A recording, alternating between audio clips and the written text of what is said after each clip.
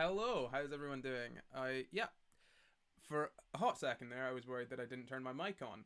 And then I was worried that I'd forgotten something. And then I realized that I did forget something. It's my headphones, which I'm actually going to need later, so I'll have to get those at some point. But how are we all doing? This is weird. I don't usually stream without my headphones. I can hear my voice a lot. I'm very loud. It's very echoey here. Dear me. How is everyone? How are we all doing? Everyone's saying happy Pride. This is the thing, actually. Um Maybe I've just not noticed it before, but is has anyone else noticed that that a lot of people have been saying happy Pride this year as like it's a holiday, like a sort of Merry Christmas thing. Maybe this is something that has been happening for a long time, but that it feels very new to me. Very new, and I was not aware it was a thing that people said. I have no problems with it. I I have few problems with it. So like, it's just it's odd. It's like it's weird. It's like gay Christmas. I wasn't expecting it. How was my week? My week was good. It was good. I spent oh god, my arms are tired. I spent a bloody a good what a day filming, editing, and uploading a video that I wrote a while ago, and it is nice to get something done. I'm gonna quickly shut that window because it's very hot in here. Hold on. Am I wearing clothes? Yes, I am. That is fine. And then.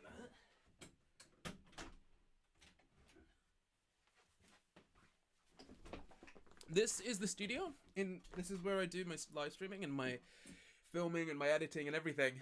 Um, it is on the top floor of my house, and it is so incredibly hot. It's like a converted like loft or attic or whatever. There's a bed and stuff in here, but Jesus, does it get hot? Especially the past few days when it's been pretty hot here in London. But you open up this window, and it's like next to the road. But it like I forgot about that. This other window is slightly quieter, but we'll see. Oh, actually, yes, I've seen it loads on TikTok where I haven't really before on any other socials. Yeah, I mean, I've been seeing it on Twitter. It's very strange. Um, very strange. But yeah, no, my week has been good. I got a bloody video done, which, if you're not on my Patreon, you'll see it in like 2 weeks' time. But it's a video about gender. It's called How Many Genders Are There? And oh my god, I'm very happy with it. Very, very happy with it. It looks good. Well, it is good, I think. It's a solid video. Not been able to make one in a while, and it's got me back on a creative kick. So I'm feeling good. Yeah, how were all of your weeks? Your many weeks. I don't usually say happy Pride, but rather like happy fourth day of Pride. Basically saying it instead of June. Yeah, I it's very. I mean, I guess it's good, but it is odd to me. It's like saying Happy Black History Month. I feel like. I mean, I'll get to talking about this later. I think someone might be joining us later. I don't want to name them in case it falls through, but someone might be joining us later to talk about this. Also, this is entirely unrelated and an absolute long shot. If any of you know any LGBTQ blah blah blah people over the age of 50, can you get them to send me an email? notcorry@gmail.com would be very helpful. I'm trying to put together a video, and having people's input who are over that age would be helpful to me. According to my very disturbing Sci Guys calendar, it's not Pride Month in England. Well, hold on. You see, I actually have a Sci Guys calendar on me right here. Here's one I made earlier. Let's get the Discord chat up, actually. Hold on, let me just quickly pop that up, because that's where I got that thing from.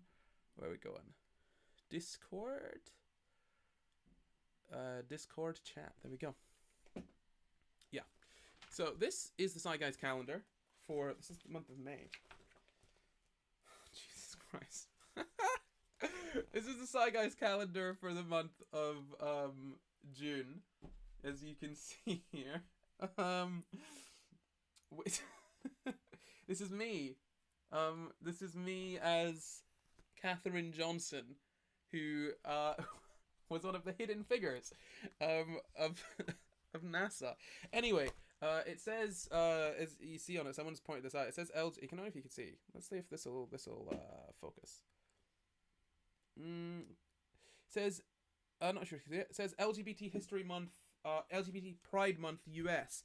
But actually, if you flip back in the calendar to February, yeah, February is Black History Month in the US, but in the UK it is LGBT Pride Month. So the UK does have a Pride Month. It is just a different month from in the US. Let me just hang this back up. And if you want a Sci Guys calendar, unfortunately, they're all sold out, so you can't get one. You should have been faster last time.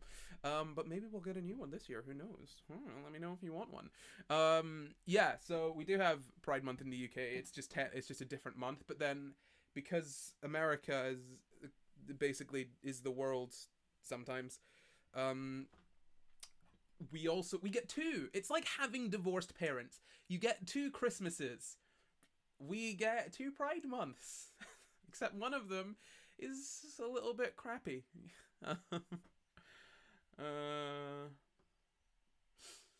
No, okay. When I say if you know any LGBT people that are over 50, I mean like personally, not just like know of. I mean like anyone that you could send my way.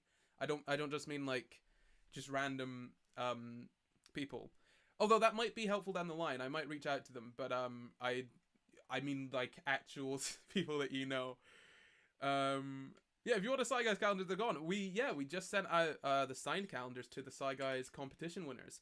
So yeah, but we've been having chats, and we might be thinking of some more merch down the line, some cool stuff. I've been looking into it. Why have them separate? Because the UK is a different country from the US. So we sometimes do things differently. For example, we have Black History Month in October, which is my birth month, which is fine. It is 1947 in London right now. Although by the time you hear this, it's probably going to be like 10 to 8.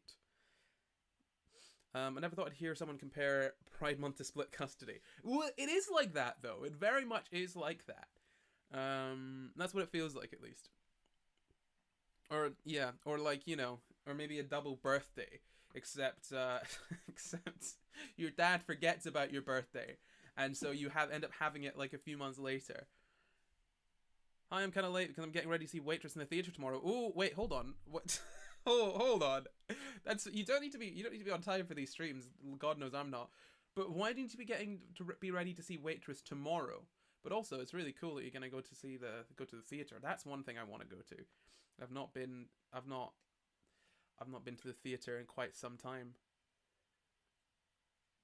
Yeah, but I think there should just be one global pride. I disagree entirely. No, I mean the US Pride Month is kind of a global Pride Month, but no, I think every country should have their own things that they do. I mean, it kind of in that sense. I mean, at least in the UK, right? To an extent, it kind of forces companies and whatnot to do more Pride stuff more often. So I fully disagree on that one. You're going to another city in the morning. I see that. So you're preparing to go to another city, not necessarily preparing to go see Waitress, right? Okay. God. My brain just left there. I kind of want to talk. No, okay, right. This I'm wearing. I've realized this is completely unrelated. My brain is all over the place tonight. I keep clothes. I have so many clothes. I have so many items of clothing. I have 2 wardrobes in my room because I have so many clothes, and also a chest of drawers. I think. No, I moved that up here. Anyway, I've got a lot of clothes, so and I realize it's because I tend not to throw them out. This top that I've got, this as you can see here, probably see there's like a faintly spray painted thing on it. You see that? It's faintly spray painted. It's a flaming fist, because this is a costume that I wore in my last year of high school for the school play, and I just kept it.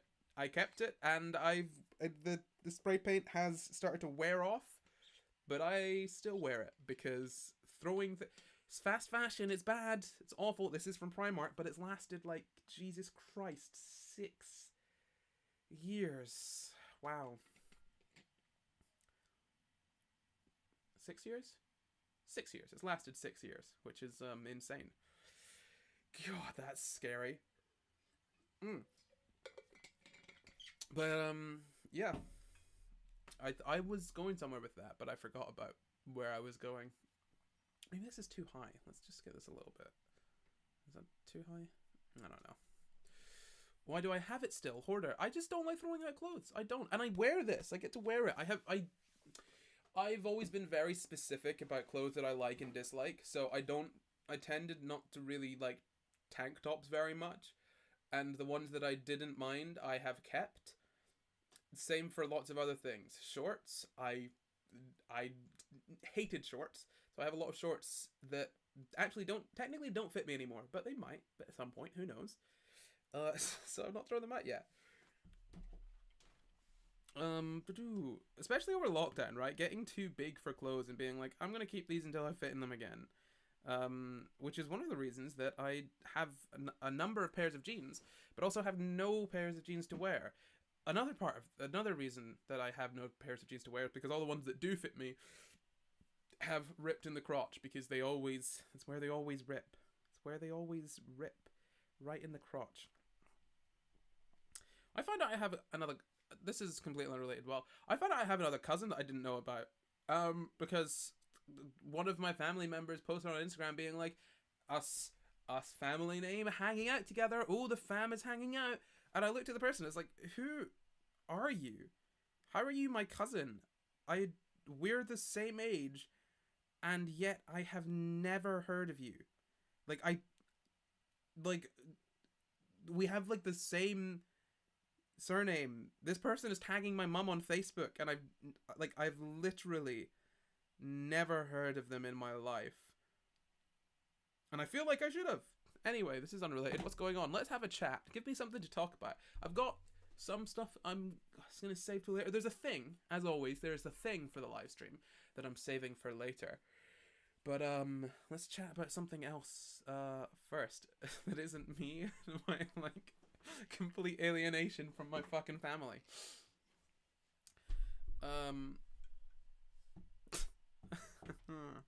Discovered a new cousin. Unlocked. Yeah. Well, Oh, my nose ring is just... Also, hay fever, right? Like, hay fever? Oh, it is driving me nuts. So I went to the gym this morning, and I was... this afternoon. I don't do anything in the morning.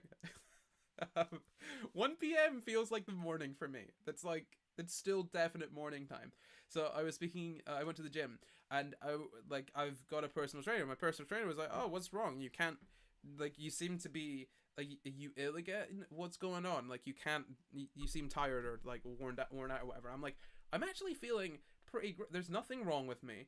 I can't put my finger on it. And then I realized that because I've got really, really bad hay fever, I tune it out because during summer I'm just used to not being able to breathe properly. And then I tried to breathe, and I was wheezing, and I was like, oh shit, yeah, man, I just have really fucking bad hay fever. So that's a thing I have to live with in my life, just not being able to breathe for a quarter of the year. And I've been so used to it after having it for literally over, Jesus Christ, over a decade, almost 2 decades. And I just forget that being able to breathe in summer is something that you're supposed to do. Insert interesting question, because I'm brain dead. Yes. Well, this does not help us, Maria. I feel like I don't know anyone because it's so big. My family is... part of my family is big. I very easily could just not remember that. Sometimes I'll be speaking to, my mom or something. She'll be like, oh, you know this one? And I'm like, who is that? She's like, you're related to them. And I'm like, how? And she'll go through the family tree. And I'm like, Jesus, there's so many of us. There are so many. Did I watch Eurovision? I watched one thing from Eurovision. I watched I think it was the Italians, the cool rock band that were very good. I watched them and nothing else. I don't care very much about Eurovision at all. If you want me to see a message, by the way, instead of sending it in the YouTube chat, you should send it to the Discord chat, the link for which is in the description of this video, and the link works. I'm certain the link works this time. I'm so sure of it that I'm not going to do anything, but I am very certain that it works. I think I checked it earlier. So head to Discord, join the Discord. There's a book club. You get to be on screen, and I will actually read your messages often, because it's easier for me. Ugh. I'm scratching my nose all day, every day in the summer. I hate it here. I should point out, by the way, I say hay fever, right? And this, it sounds like I'm more whining about nothing. What I mean is, when I was a kid, and still now, I should probably get it. When I was younger, I needed to go to the doctor to get prescription antihistamines, because the over-the-counter ones aren't strong enough. There is no Discord link? Yes, there is. It's called Stream Chat. There is definitely a Discord link. Yeah, it's called Stream Chat. Yeah, because it's the Stream Chat. It's a Stream Chat, and it says Discord. This is the second time this has happened, and I feel like I'm the problem here. But if something says Discord in the link, you just boop, click the. Never mind. It's not that big a deal. Towns were great. Oh, back to hay fever. Yeah, so I like my eyes. It's not this. Oh, I've got a sniffly nose, or like, oh, my eyes are a bit itchy. I mean, like, my eyes start streaming. I can't wear contacts. Like they have swollen up before to be like huge. I wheeze like real bad. Like I can't breathe to like run or whatever. I can't even like getting up and walking around is tough. It's like having like ridiculously bad asthma for 3 months of the year. My brother is allergic to every English pollen. He moved to Amsterdam to avoid it. That sounds like your brother moved for a different plant-related reason. I think the hay fever might have just been a little fib. Ooh. Matt the Rat Man, yes, you are cool and lovely. Everyone on Discord in the stream chat is cool and lovely. So saith me. Jesus, I have been alone like most of not actually much longer than usual, but I'm probably gonna be alone for the next like few days because I just don't make plans, and I feel like I'm gonna go a little bit nuts, like just being by myself. It's fine. I'm perfectly happy being by myself. Might just go a little bit crazy.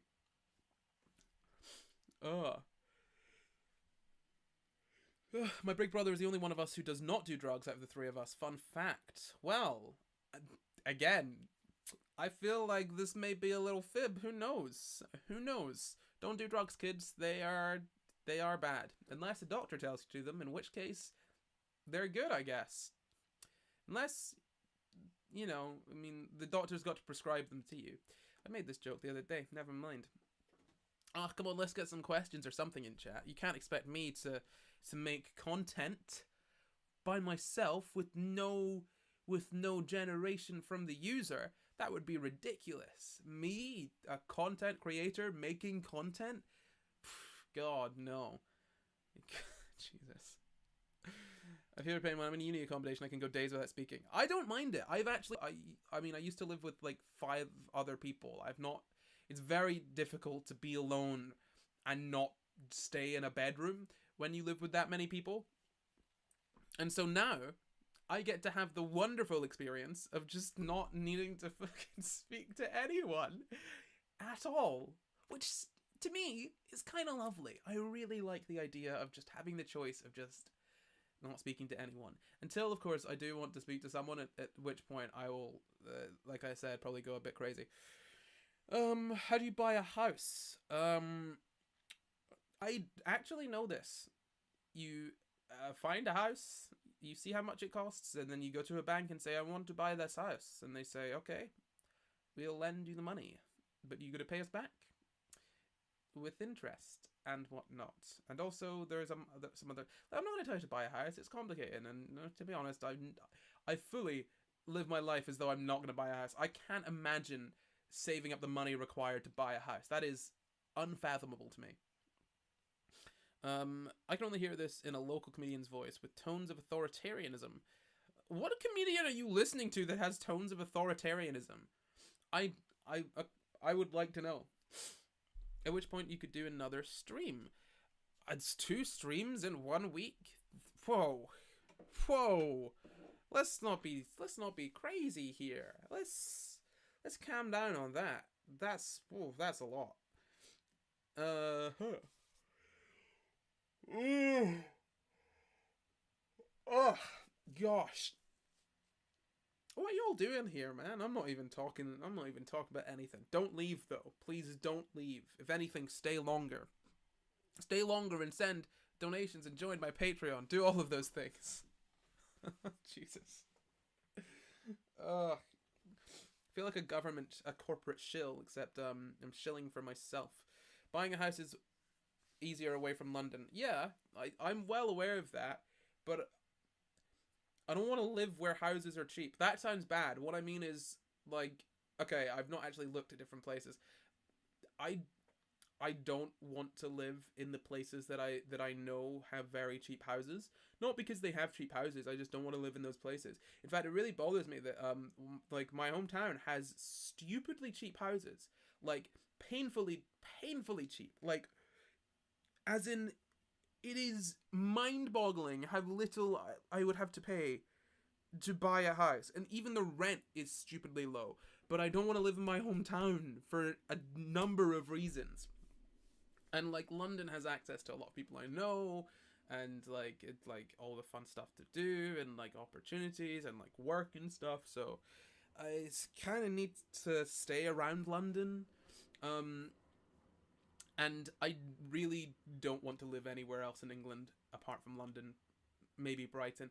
I just don't want to be around the English, to be perfectly honest. And London has a lower percentage of English per person, probably. I don't know. I've not actually looked into it. Feels like it does. Feels like there are fewer English people in London than there are, like proportionally, than there are in other English cities. Which I appreciate because, I mean, fuck the English, am I right? Is YouTube your job or do you have another one? This is the thing. YouTube is my job, technically, right? I mean, not YouTube specifically. YouTube is an incredibly small portion of my income. But yes, being an online person is my job. This stream I'm working right now. Look at me. I'm working in a tank top in my in my house. It's great. This is my job. Very strange. Been almost a year actually since I've been doing this full time. Almost a year to the day. Actually, no. Hold on. It's in a month. It'll be about a year since I went full time. I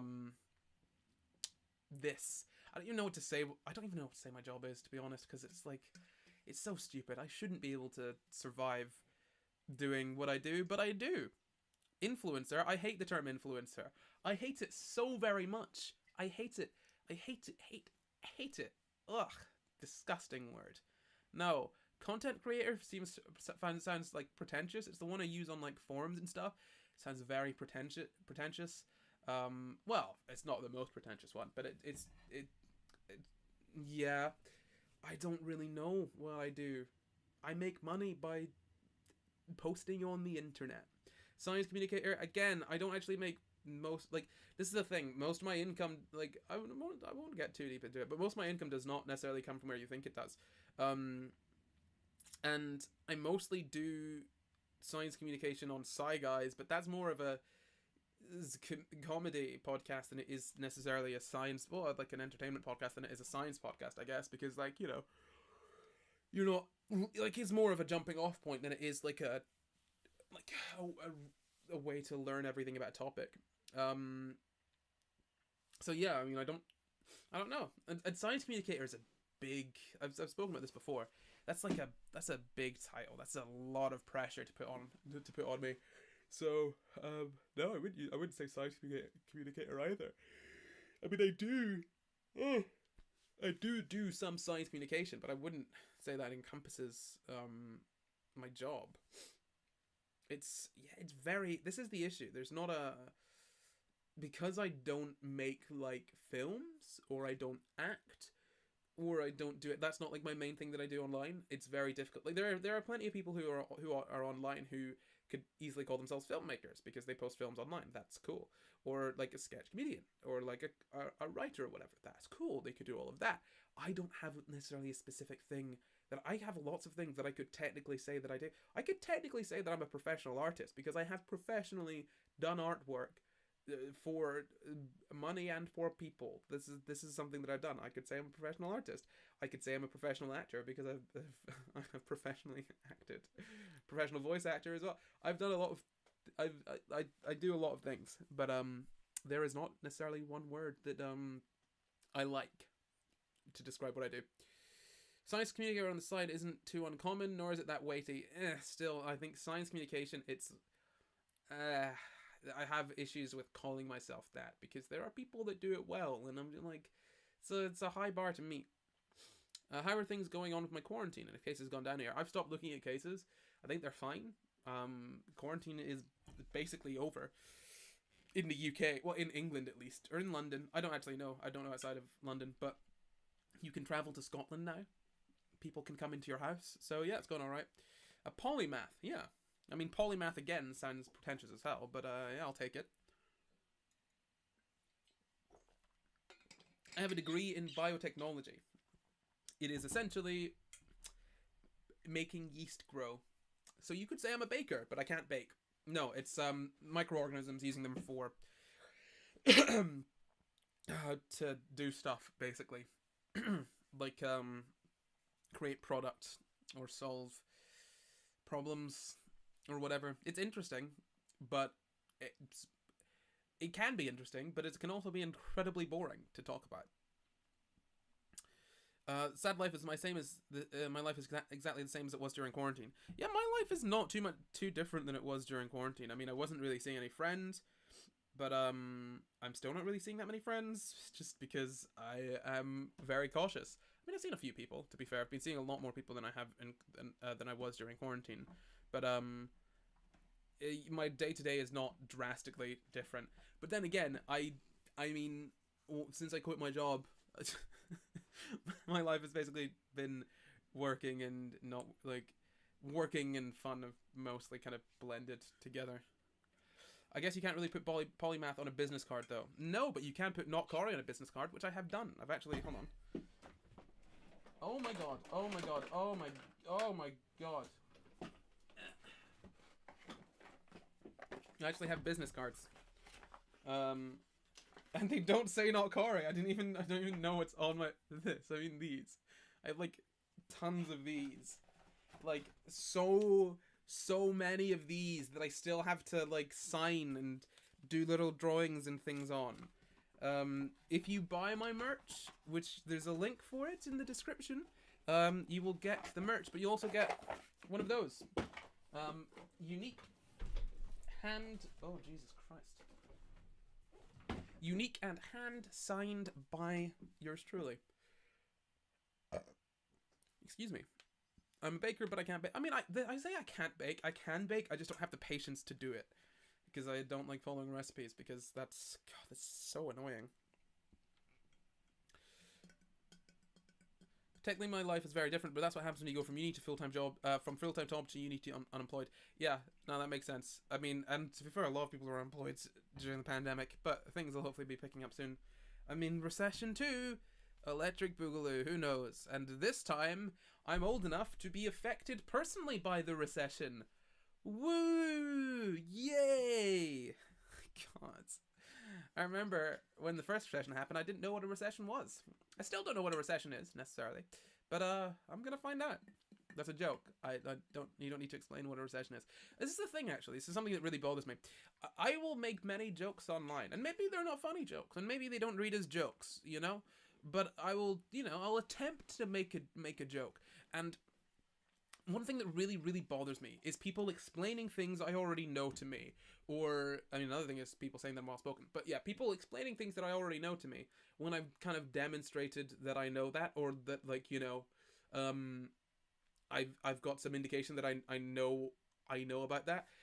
So, like, for example, let's say I make a tweet that's joking about a topic, and then someone replies to that tweet, giving me an explanation of the topic that I joked about, and I'm like, I know, that's why I made my joke. This is what I do. Someone did that to me, like, yesterday? I was like, this is annoying. Stop explaining things that I know to me, please. Like, it's basically mansplaining, I guess. Boy. Oh gosh. Now that mansplaining is happening to me, a man, I care about it. And it is bad. Too recession, too broke. Yeah, Jesus. Someone managed to graduate into the 2008 recession in 2015. Yeah, cool. What we talking about? I've got a. If we're gonna get someone coming on, we need to keep the stream going for like at least an hour. At least, maybe. Oh, God. I'll tell you another thing that really grinds my gears, that really gets my goat, that really wallops my wallaby.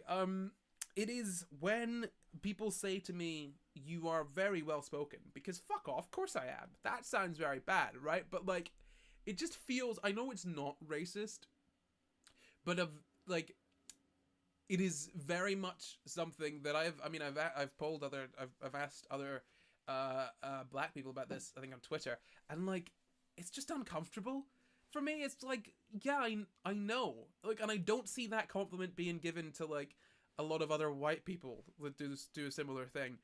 It's like, and sometimes I have been told, oh, you don't speak the way I expected you to. You're much more well spoken, and I'm like, oh God, why would you not expect me to be, you know?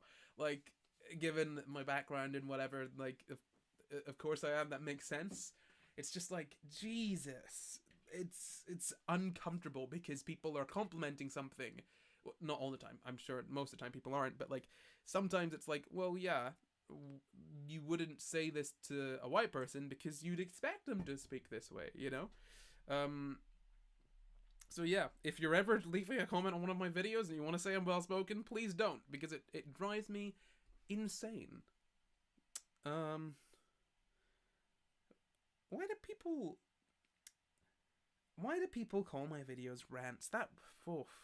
As in, so I just got a comment on the vegan video that I did, and someone's like, I liked this part of the rant, and I'm like, why is it a rant?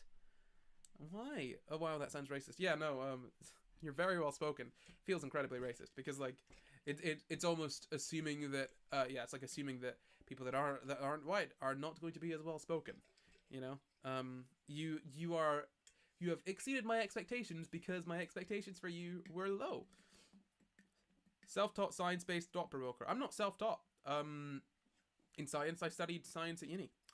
So yeah, yeah. Self-taught in a lot of things, but no, not that. I learnt many things at uni.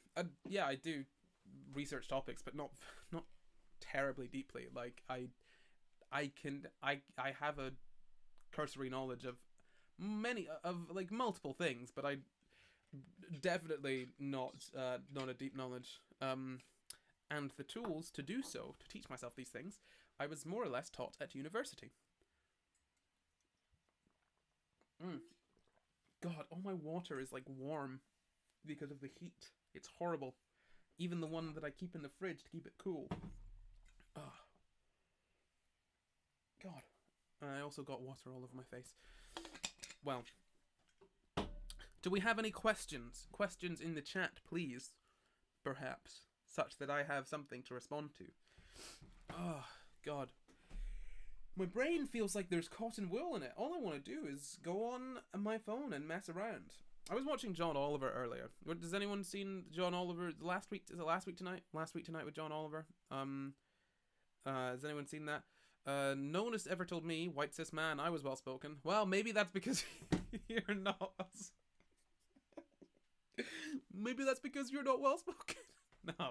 No, I'm joking. But like, yeah, it's it is a weird. It is like, it's not a bad compliment to give, but I think yeah, it's like, it definitely feels on the receiving end as though it's almost backhanded. It's really a thing I've never heard. I mean, I don't really know a lot of stereotypes about black people coming from a very white country. I guess weird. I don't know. No, I mean definitely. It's definitely something that people. It's definitely something that people think, like you know, that black people are uneducated, blah blah blah, all that shit. Like that's those are stereotypes. Yeah. So yeah. Ooh, but no, John Oliver. Last week tonight, I was watching John Oliver. And I don't know why I stopped watching Last Week Tonight. I guess I forgot about it, but it's very good. I very much enjoy it. It's very good. It's very good getting a little introduction to a topic like that every week. Very very good show. I would definitely recommend it if you want to have a very basic knowledge of some things. I have the same thing when people are mad at people speaking broken English. One of the hardest languages, but okay, go off. This is the thing, actually. I have thought about this when I've been like learning languages. I'm always like, oh no, I can't I can't speak fluently. I'm gonna speak broken English, broken whatever, and I'm like, oh yeah, wait, hold on. People that make the same grammatical mistakes in English, I'm like, that's fine. I I don't I don't like. It's weird that in your head you're like, oh, I need to try and speak this perfectly. I need to get the grammar absolutely perfectly, or people like will think I'm stupid or won't know, like, you know, won't understand me. But I'm like, well, if someone speaks broken English, I understand them, and I don't think they're stupid. I just think they don't speak English terribly well because I mean they're learning it's clearly a second language. It's ridiculous. Oh, haha, Polish. I misread that. I can't do English either, apparently. Polish is hard to learn. I don't know. I learned some Polish when I was a kid. Probably just vocabulary. Is Polish that hard to learn? English is hard to learn, though. I'm pretty sure. English is a ridiculous language. It's stupid. Um, I mean, I feel like if I was not a native English speaker, I would find it very difficult to learn to speak English. Like, I've learned some German. I've been watching Dark, so I've been brushing up on my German. And German seems to make more sense to me as a language than English.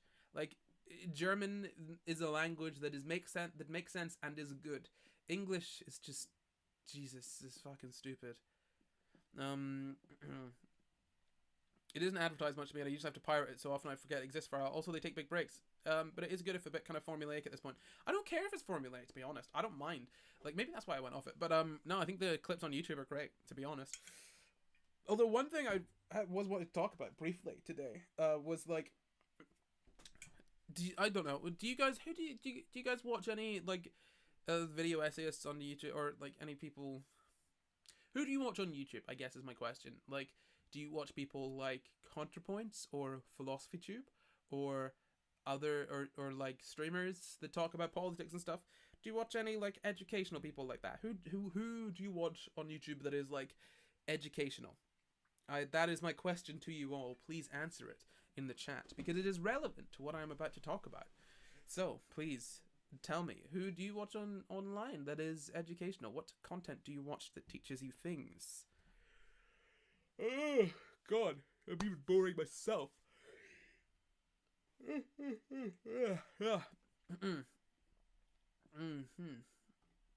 I'm done with learning, but Tom Scott.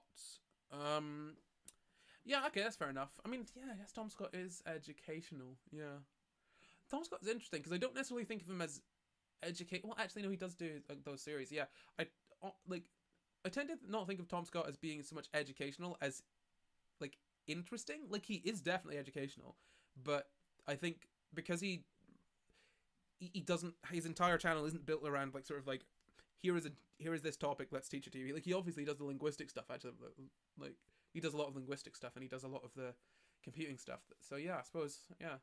But then he also does the things that you didn't know, which I guess are educational as well. Yeah, wouldn't have thought of Tom Scott.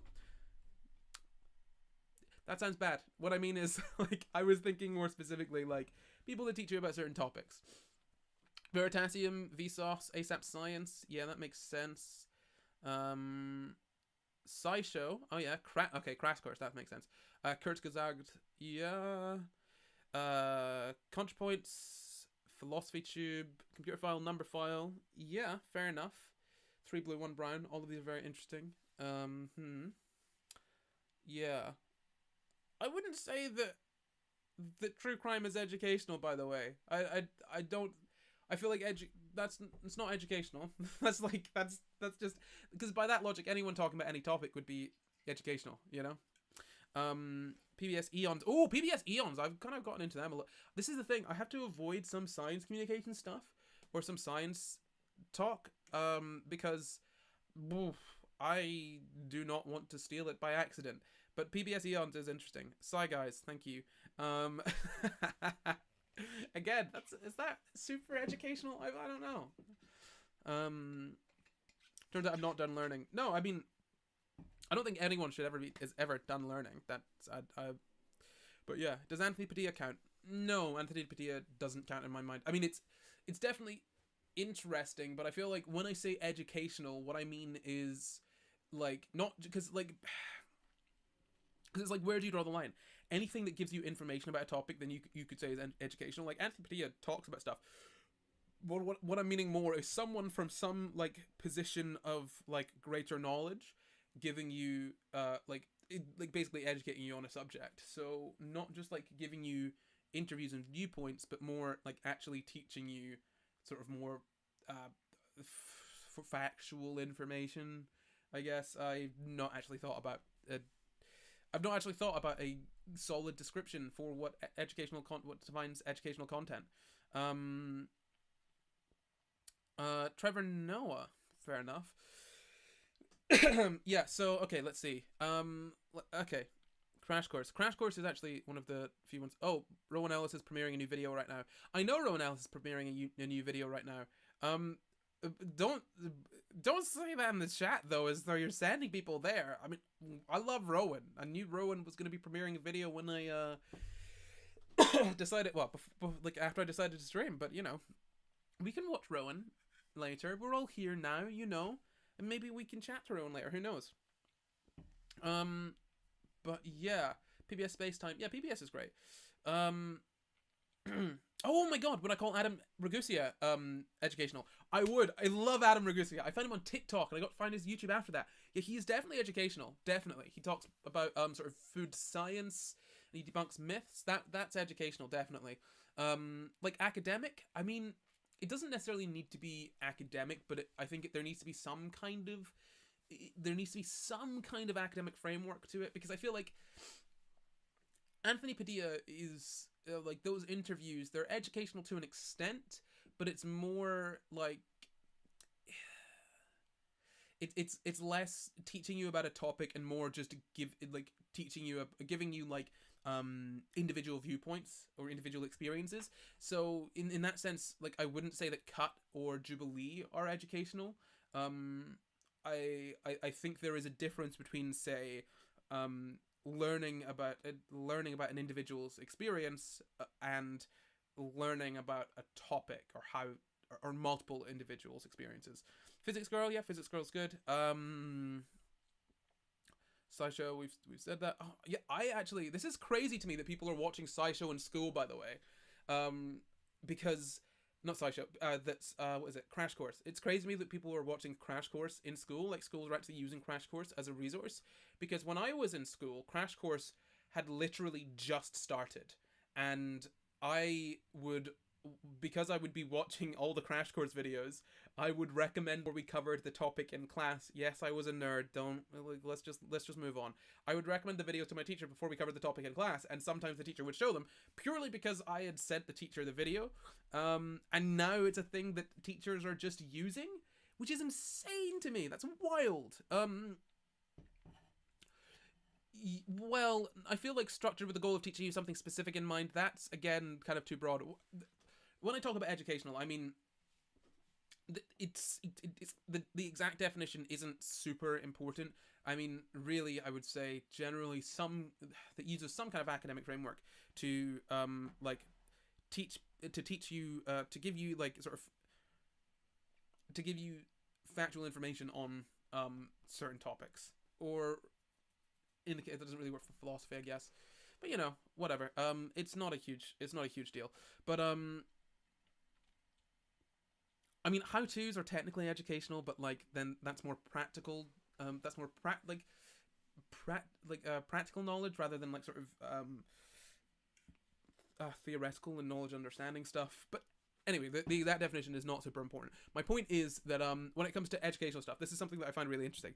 Is that when lots of people engage with like sort of educational content, so people will watch, say, SciShow or Sci Guys or Philosophy Tube is a big one for this actually, and ContraPoints. And basically, what is going on, particularly with SciShow, ContraPoints, and Philosophy Tube, is those. It's basically people. I mean, let's scrap SciShow from this because that's maybe slightly different. With Philosophy Tube and ContraPoints, what is essentially happening there is there are people that have a sort of degree, at least a sort of degree level understanding of this. I think Philosophy Tube has a I think they both have masters actually. Maybe ContraPoints has more than that. I don't know. They've got like they've attained some decent academic level, right? And they are taking their knowledge of that topic and they are producing a video on it to basically kind of teach it kind of to the layman, right? And you're watching the video as someone who hasn't necessarily engaged with any philosophy or engaged with any of the stuff that ContraPoints talks about. I don't know, philosophy, social stuff, whatever. As you're engaging with that as someone who has likely not studied that in an academic sort of framework, right? And I feel like what happens is people will watch Philosophy Tube, say a Philosophy Tube video on like Hegelian dialect. Why did I choose the one that I don't know how to say? They'll watch a Philosophy Tube video on some Kant. They'll watch a video from Philosophy Tube on Kant, and they'll think, wow, now I know everything about Kant, or now I know about Kant. But actually, I feel like these, or like people will watch Vosh and they'll think they know about, like, say, leftism and communism and all that stuff. I feel like what people miss or don't realize necessarily is that the knowledge that you get from these things, it's good. It is obviously very good to increase your knowledge, but it is not the complete package, right? You're basically getting a second-hand account of that to an extent, right? Because while these creators are very, very good at what they do, I'm not disparaging them at all. They should not be supplemented for. They should not necessarily be supplemented for like your own sort of personal education, I guess, right? So like what I mean is you can absolutely watch Philosophy Tube and have a deeper understanding of philosophy than you did before, but unless you're like sort of reading about philosophy and reading commentaries from more people than just Philosophy Tube, you're not necessarily going to have as deep an understanding as you think. It's a good jumping off point. Exactly, yeah, it's a great jumping off point. And that's what I say about Sci Guys, right? That's the reason that I leave the sort of references in the description, is not just to show you that where I got the information sort of thing. Like, so it's more sort of trustworthy. It's also so that people can go and look at it themselves and gain some kind of deeper understanding, right? There's also further reading in there. And I just feel like that is something that people miss. Like, I, for a long time, did not look into any sort of politics, or like did not really look into much of politics or philosophy outside of like what I saw on YouTube, apart from when I'm like making a video or whatever, in which case then I'll dig more deeply into it. But like the bulk of my knowledge on that stuff mostly came from watching other people talk about it online, because that is the most accessible way to do it. And now I have more time in my life, like a lot more time. I'm putting a lot more effort into like actually engaging with that stuff myself, and it is so much better for your own personal understanding to actually seek out that knowledge yourself and read about it, and not just think, oh well, I've watched a ContraPoints video and a Philosophy Tube video, so I know all about politics and philosophy. I'm good. No more knowledge for me. Like the level of knowledge that you get from watching those videos is good, but it is such a baseline sort of entry level kind of thing, and you also aren't going to necessarily take all of it on board or understand it completely. They are very good, by the way. This is not saying that they're not good at what they do. I'm just saying that what they do is not they're never going to sort of bring you up to the level that they bring you up to will never be as high as you can probably achieve by doing your own further study yourself. And obviously, if you don't have time for that, that's whatever. But I think it's just people being aware of where their knowledge is and avoiding the Dunning-Kruger effect, which may or may not exist. I can't remember. I think last I checked, there was evidence that it did not exist. But yeah, just basically my point is just remember that just watching YouTube videos is maybe not enough to give you a deep understanding of a topic, you know? It depends on what you're watching, obviously, but like it's like reading it's the equivalent of like, I guess, reading a popular science book and then like kind of thinking you know a lot. Like if you're just reading popular science books on quantum mechanics and being like, "Oh, I know loads of I know so much about quantum mechanics now." I mean, you probably know more than the average person, sure, but like you got to think that information is being filtered and things are being simplified, right? Like at every level there's always simplification, and I've spoken about this before about how in school you get taught something really simple. In primary school you get taught something really simple, and then as you move throughout school, like you realize that the stuff you were taught in primary school was super simplified to the point of in some cases almost being wrong, and you get taught more correct and accurate stuff all the way throughout your life. And that's the same for things on YouTube. You have to, like, saying this as someone who has to make this kind of content, you have to make decisions about what to cut out, and the thing is to try and make it as accurate as possible. Like when you simplify stuff, you have to sacrifice sometimes you might have to sacrifice some accuracy for understanding. I mean, obviously the goal is to sacrifice as little accuracy as possible, but I mean, and when I say sacrifice accuracy, I don't mean something being incorrect necessarily. I just mean something being simplified so that, you know, the intricacies of it are no longer there, and you could potentially it's not as accurate as it is. It's not necessarily incorrect. It's just less specific, right? And yeah, I just feel like a lot of the time people don't recognize that the knowledge that they have is when they get it from certain sources is going to be simplified. Hello, Alfie. Very nice of you to join us. I feel like podcasts and videos should be seen as more so inspiring and interest in the topic rather than giving the full story. I mean, I think it's more than inspiring and interest. Definitely, I think it gives the. I mean, it depends on what you're watching or listening to, but like with most things, they have to appeal to. They have to be able to appeal to a lot of people. They have to be accessible. So a lot of times things will be simplified, and there might be some nuances that are missed. And that's all. I mean, there might be some nuances that are missed. That's all. What's this saying? Let me see. Oh my god. I agree, but in the context of watching YouTube videos for learning, it works. Yeah, right. I'm not saying that watching YouTube videos to learn things doesn't work.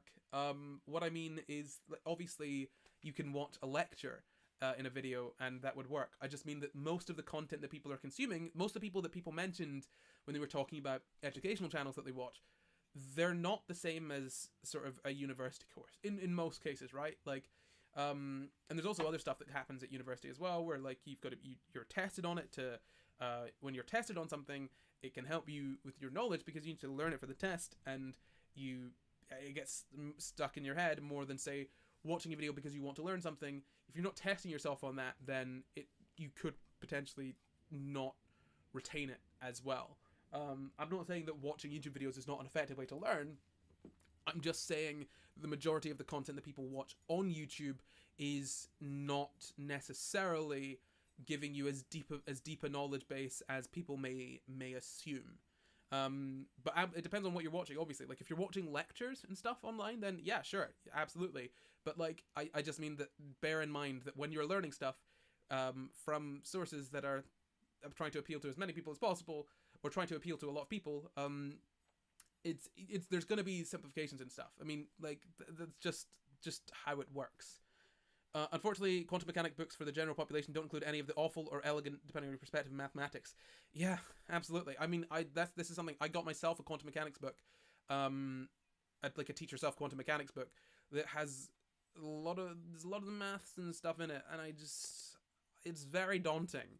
It's very daunting, but I think it's important if I want to understand quantum mechanics to a deeper level to actually understand it rather than understand simplified explanations of it, right? It was a shock to the system going from reading books to doing a uni quantum course. Yeah, I mean, it absolutely would be. Like, absolutely. I mean, and this is something as well, like, because if I watch something that is describing some stuff that I did in my degree, and like it can be great. It can be great, but I know there's some stuff that they're missing. Honestly, I feel like you should apply that same concept to learning history in high school. I honestly just didn't. I did not do history for very long in high school. I am terrible with history, so I'm not necessarily sure what you're referring to. But actually, no, I guess so. Yeah, because in history you do get a very simple in high school you do get a simplified version of history. I mean, I guess the thing is as well that history is it's such a difficult topic there because it's not just it is hard to know specific facts with history because a lot of it is a lot of being a good historian I think is understanding where to find the information and taking a lot of different viewpoints and trying to build that into one cohesive story. Saying this as someone who didn't study history and is not a historian by any means. What am I currently talking about? I'm talking about education, particularly on YouTube, and how to deepen your understanding of stuff. And this is the thing, right? I'm not saying, oh, you have, if you watch these channels, you have to do your own studying.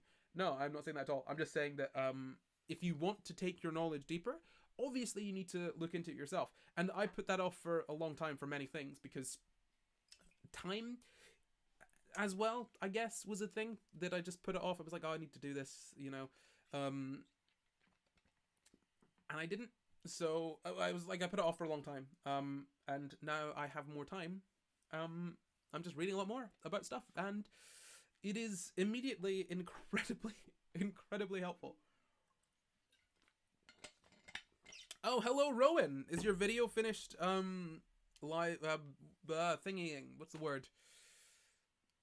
Premiering. Your video's finished premiering. Hello. How did it go? I'm very excited to see it, to watch your video. Once this is done, we must all go and watch Rowan Ellis's new video. Mustn't we? Let's see. The problem with Google is free activism. Oh my god, that one! Oh, Rowan! Oh! We had it. Oh, this is great. I genuinely, I love when I have chats with people about things and then I see them talk about that thing. Also, it's great because Rowan and I had and I actually looked at it. It wasn't even a terribly long chat, but we had a short chat about what her new video is about. And I'm very interested to watch it because yeah, it's a very interesting topic. It's very good. Send me a message, Rowan. Hold on. Let's let us direct message. Let me see.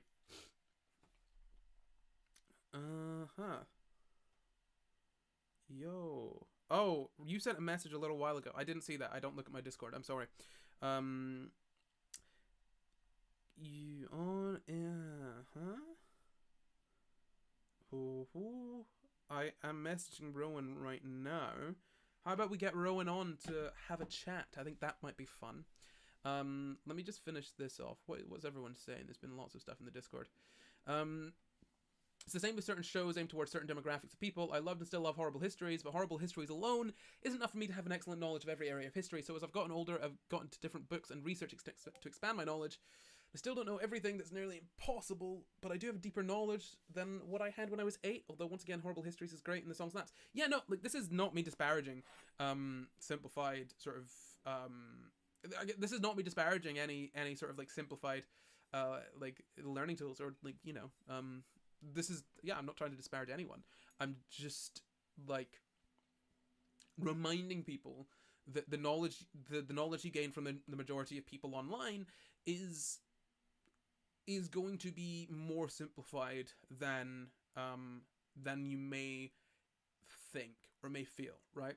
I think quite frequently lectures and much more formal education avenues are much drier than the average educational YouTube video. Yeah, absolutely, they're drier. By all means, they are drier. But the information in them often is, I think, the information in them often is more complete. And like, don't get me wrong, I love learning stuff from YouTube videos. It's great. But then I love also going in and learning that like, and I like pop science books as well, but I also like learning about the sort of strict I mean the drier stuff as well. I mean, I like them both, you know. Some of the lectures that my uni put online were quite honestly so dull compared to YouTube videos. The sound quality and the video quality is pretty bad. Yeah, absolutely. I mean, this is the thing, right? You can there are some things that you can't necessarily condense into an hour-long YouTube video with a bunch of jokes completely. There's some things that you're gonna have to not fully explain and stuff, and that's fine. All I'm saying is that I wouldn't I like, if you're interested in what people are talking about in videos, definitely seek that information out yourself, because you can learn so much more from, I guess, more first-hand sources than just from sort of watching people talk about it. And also, you've got fewer filters, right, for that information. So all these people that you watch are going to try and be as unbiased as possible, but ultimately, like, you're still getting it through the filter of them. So yeah, it's probably best to seek that information out yourself. One of the best learning things that happened to me is in earth science. They take the first years out and about and they say, name this rock, and then they say, yes, that is a good name for field ID. We have a different name for it that you'll learn later. It's interesting. Very interesting. Okay, cool. I'm going to go away very briefly so that I can get my headphones that I told you all earlier I had forgotten, because I'm going to bring Rowan on to chat about some stuff, because I think that'd be fun. So give me 2 minutes. I will be back in a sec.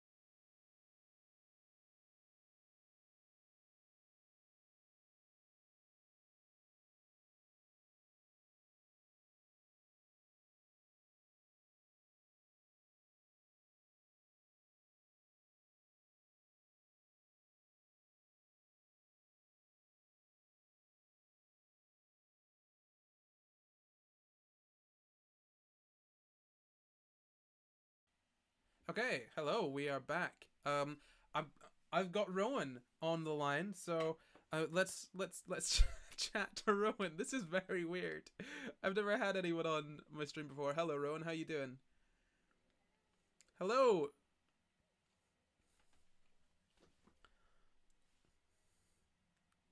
Fantastic. Yeah, I'm actually quite excited to watch that video. It's very interesting. Well, it was the what was it? It was the Google it thing, right?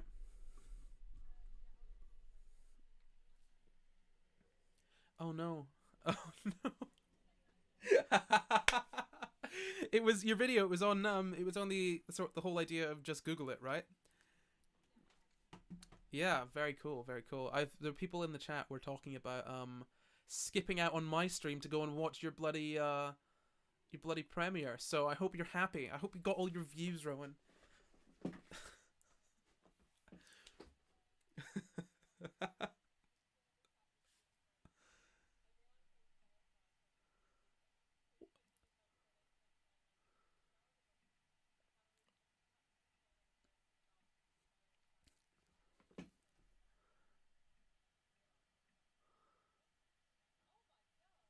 Oh yeah, I just noticed that you're in my chat with your little tick. Look at that. Very cool. Very nice. Can you not hear Rowan yet? You should be able to hear Rowan. Hold on. Desktop audio. Oh, I muted my desktop audio. Rowan, they've not That's been able to hear you. have you been having a conversation with yourself? Oh my god. Wait, hold on. What happened? Wait, hold on. It's not going to show up when I say something. It's only going to show up when you say something. Yeah. Okay. There you go. Now I muted my desktop audio cuz usually sometimes I'll accidentally play something from Spotify and then get content content ID striked. Amazing. Yeah. Hello, Rowan is here. Shall we shall you want to say hi again? I mean, you didn't miss much, guys. It was just me saying hi, and that I'm surfed on over to this stream right after doing that premiere. I was like, immediately, I must see a friend talking. Fantastic. Great. Jesus Christ. I'm so glad you're the first person that I've got on because this I would not want to invite anyone else that I know You, less onto this you knew I'd mess. forgive you. Yeah, Yeah. and I complimented your technical prowess in the chat earlier about how cool it was you had a holding screen, but now the curtain's really been drawn away and we've seen the true Corey. Oh yeah, no, everyone watching knows that I have no idea what I'm doing when it comes to streaming. I just there are a couple things on the internet that really make me feel like an old man. Streaming is one of them. Discord is the other. So Yeah. putting them both together like this is just awful. Um, Hello, fellow kids. Indeed. yeah, cool.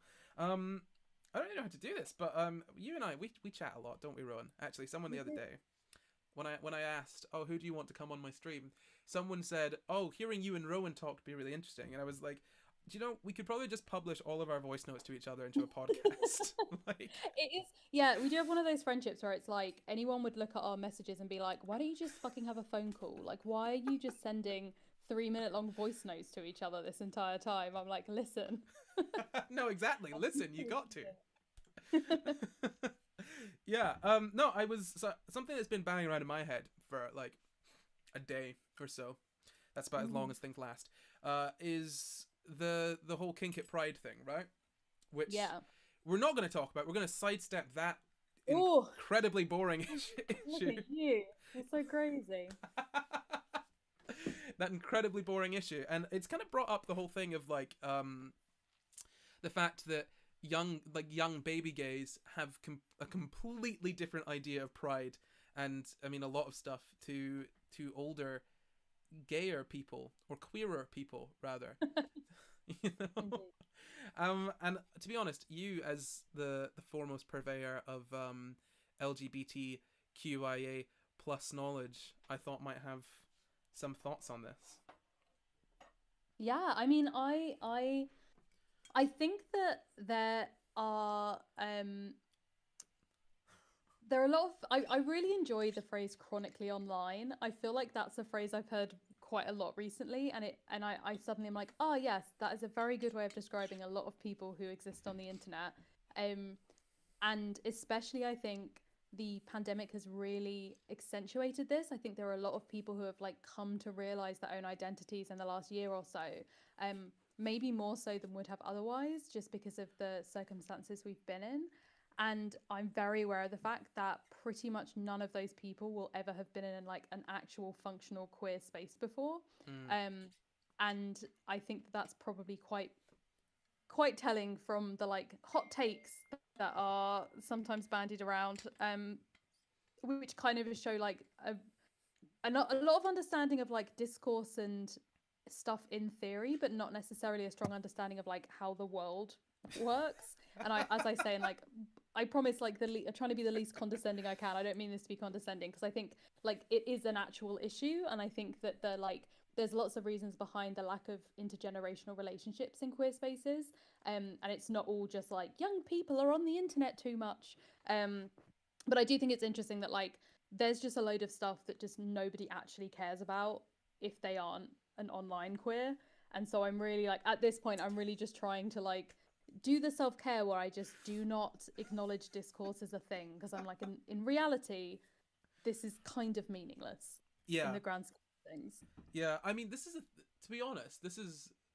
I don't disagree with you at all there, really. I think I one thing I've noticed is some people are saying, at least I've seen at least one person say, and a lot of people agree with, oh, a problem here is that young gays are online and they don't care about what older gays have to think. And it's like, well, where are young queer people supposed to interact with older queer people?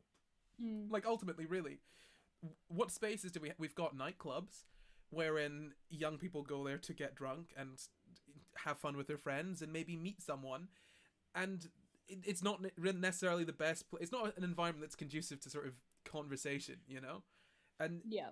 it's interesting to me because the LGBT sort of God, community is has this really unique aspect to it wherein there is no sort of there's no sort of you can't pass it down through generations, right? In the same way that you Yeah. can pass down black culture or any of the other cultures that there are.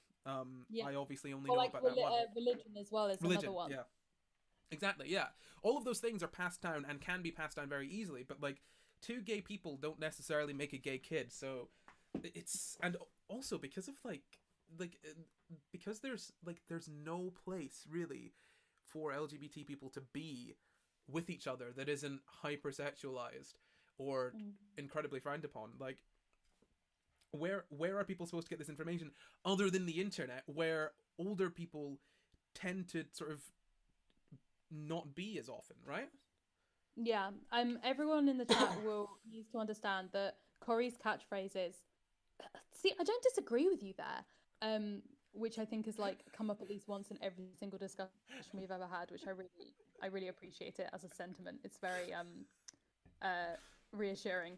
Yeah, no, I don't disagree with you that. It's very much that we have a lot of spaces that are very alcohol and drug oriented, very sex oriented, which are not like that's not a bad thing that there are those spaces. I think it's just the fact that they are some of the only spaces. Mm. And I think we're especially affected by it in the UK. I've told some American friends about the fact that like we don't have a queer museum in London, like we don't have like a queer community center. We don't There's all of these things that we don't have, which to them is like wild. They're like, wait, what? Like they are used to having like thinking about that being a thing in rural areas or in like small towns, but like in the big cities it's just taken for granted that there will be like queer centers and there will be like places that have and that those are not even new spaces, that those are spaces that have existed for like decades. Mm. And in the UK, like we have pretty much nothing like that. Like we've had campaigns to try and find some kind of like LGBT museum or LGBT community center, but they have been super recent. And at the same time, we have like the closing down of First Out, that was like our only non sort of alcohol specific community space. That was a cafe in Tottenham Court Road that got closed because of Crossrail, and nothing ever emerged to reopen. And so I think what happens is you have either people who are chronically online, or you have these spaces which are more like friendship groups. Like it's very, very specific spaces that happen at people's houses in like, small house parties or Mm, like small gatherings of like very specific friendship groups. Not necessarily any community spaces where hypothetically a queer teen could talk to a queer elder. Like that just does not exist. And it is very stressful. yeah. I think about it a lot, and it's very, very tough because, like, especially the combination of the two, right? Like, museums are meant to preserve history, and you already have a population that is disproportionately affected by all of the reasons why your history would be erased. So, like, the fact that isn't like they're not being taught about in history classes, but also they're more likely to be homeless, more likely to have like substance abuse, like all of these things that might make people be in transient housing, like not actually be able to keep hold of the artifacts that would make up a museum exhibit, that would make up like Mm, history or an archive. It's very worrying to me. And then on top of that, there's no like kind of first person testimonials being kind of recorded within the community with friendships and with the relationships. And both of those things together are uh, not something that isn't, worrying to me or anything. yeah. I mean, this is one thing. Before I actually say it, when you said queer elders, that is an amazing, amazing term. I love that. They sound like they sound like very mystical, like Oh yeah, fantasy. super Yeah. mystical. And the great thing is, if you're on TikTok, like we are queer elders. I swear to God, to those teenagers, like we are the queer elders. Oh my god, don't honestly. I don't, teenagers make me feel like ridiculous. I'm not old. I'm very young. Teenagers make me feel ancient. Like I they scare me. No, I mean this it's something that's really interesting because I mean, you say that we don't have any sort of queer spaces like community centers anything like that, but like it we I think what a lot of people don't get, and a lot of teenagers now as well, because they weren't necessarily alive for it, um is Section 28 just completely Mm. decimating any like any talk of like being queer in any way for a long time. Like it was, what was it, 2000, it finished, it was abolished in 2000 and 2003. So Section 28, Yeah, please correct me if I'm wrong. those are the correct years. Yes. Yeah, but off the top of my head, essentially, among other things, banned any remotely positive talk of LGBT ness in schools. Mhm. Um, and in fact, I'm pretty sure among pretty much every government institution, you weren't allowed to talk about you weren't allowed to talk about queer people positively. I think one of like obviously the deepest way it affected people is school, because teachers just stopped talking about it altogether, more or less. Um, and yeah, I feel like that definitely like right after as well. You got this started in 1988, so it was during the AIDS epidemic. So there was the AIDS epidemic, and then it's like, oh, but don't talk about gay people. And then by the year 2000, when it was in 2003, when it was finally repealed, you've got like what, like 15 years of like history gone, along with like so many people having just died. Mhm. It is it is unbelievable, and this is something that I've personally only really started to understand myself recently, because there's no one out there to teach this to you, right? It's just Mhm.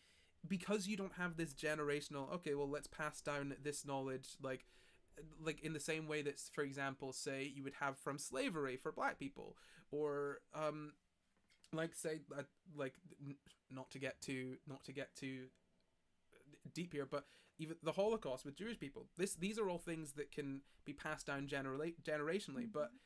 this kind of, and I'm not saying that this whole thing is necessarily as bad as those things. That's not the best way to talk about these situations. But this awful, awful thing that happened to the LGBT community just has no way of being Yeah. passed down. But here's the thing, Corey. The queer community was part of the Holocaust, right? Like Yeah, that yeah, yeah. in a very real way, and to the Jesus. point where Yeah. queer men who were in concentration camps were still considered criminals after those camps were liberated and were put in prison. Like that's a part of our history. But you like Mm. you why would you know that? Like if you learn about the Second World War in history class, you almost certainly are not taught that.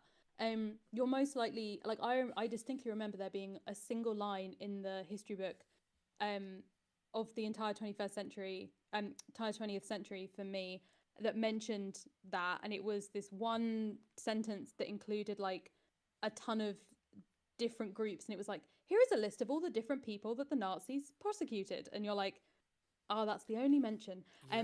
But it is, what's really interesting is we have like, prior to the Nazi Party getting into power, we have an extremely, like, for the time, um sexually liberated Berlin, right? Like we have this country in which you have like the highs of the 20s and like all of this stuff, and then we have this complete reversal, right? We have the burning of these records and these documents and these studies around like gender. We have this period that without that could well have been the start of a very um kind of like a blossoming time for like queer people, and especially for trans people as well, and that's all destroyed.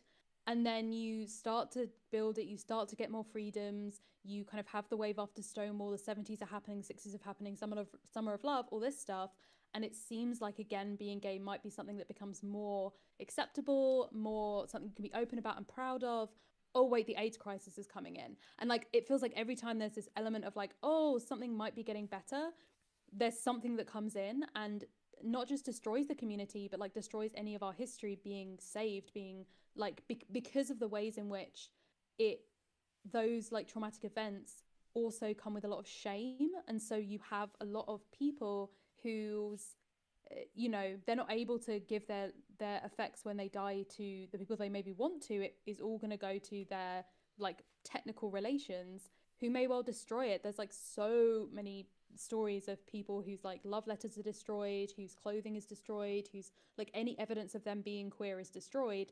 And so that is like on a very individual level as well, like being completely erased in these like kind of completely devastating waves of like events that happen to the community. And what I don't want to happen is that we have like this world in which we feel like we're more secure in our rights and like everything seems to be going okay, and then we have this another wave of like some kind of thing that makes us feel ashamed, or makes us feel like or it's like legislated that we can't talk about this stuff or whatever it might be, and that we kind of it just, the cycle starts again. Yeah, absolutely. This is, yeah. Honestly, I'm so glad that you came on to talk about this. By the way, I just want everyone in chat to know, Rowan had no preparation for this. Rowan messaged me, I think like 3 hours ago, being like, "Hey, you said you want people to come on stream," and I was like, "Oh yeah, I haven't thought of anything yet. Maybe this." Rowan has had no preparation. Rowan is just this good. I do want to things Rowan always is thinking about 24/7.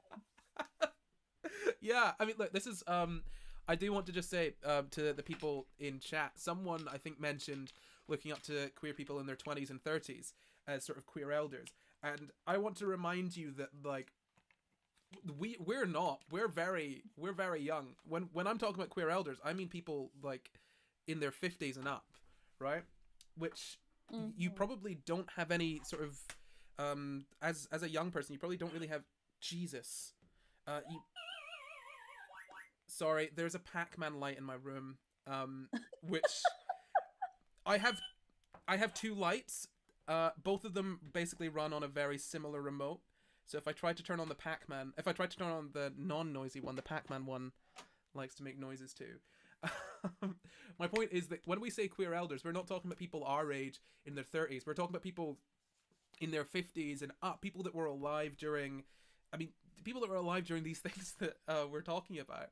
And yeah, it is unbelievable the sort of, obviously I've mentioned this, that it's difficult to pass down through generations, but then like you've mentioned, John, there have been all these other things pushing the community back that again no one learns about because they don't get to. And I think one thing, there's a lot of young I think a lot of young people watching this, at least I know that in my audience there are quite a few young people.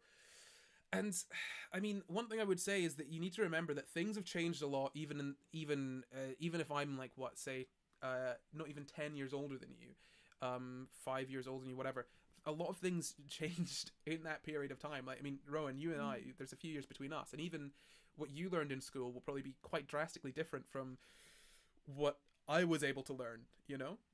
Yeah. Like, I mean, you say that when you were learning about the Holocaust in school, that they taught you, there was like one line. I think I remember being taught about pink triangles and stuff, but ultimately, that was mostly the extent of it.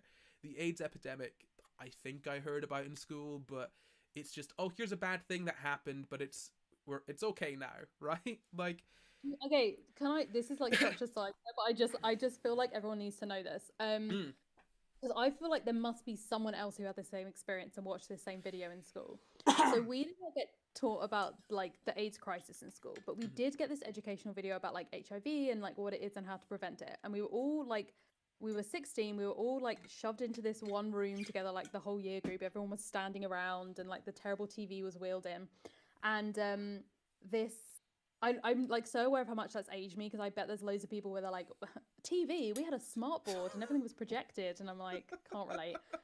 But this video was basically a guy narrating about the fact that it's like this is a typical Saturday night. Everyone's going out having fun, but one person in this group is HIV positive. Like, can you figure out who it is? And so it went through all these scenarios of like, there's some people sharing a needle, some people in an alleyway, classic about really getting lit for the party. Some people having unprotected sex, some people like shaving with the same shaving brush. And he went through, and the idea was like he would go through each person and be like, is this person the one who's HIV positive? Is this person the one? No. And it was like one of those kids' books where it's like, is this where the mermaid's hiding? No. Should we go to the next page? And at the end, he's like, the person who's HIV positive is me. Now that in itself, really interesting, really educational, shows, it's not something you can tell from the outside. It's nothing to be ashamed of, except for the fact that the actor who was playing that role is Tom from McFly, in his pre-McFly years. And none of the teachers knew that we knew who this person was because it's very obviously a very famous musician now. And we got so angry at us for how funny we found it. And I really just need to know if that was a fever dream that happened to our school or if anyone else had the Tom from McFly HIV video, because it was a formative moment in my life, I'm not going to lie. I I have never heard about that, but actually, this is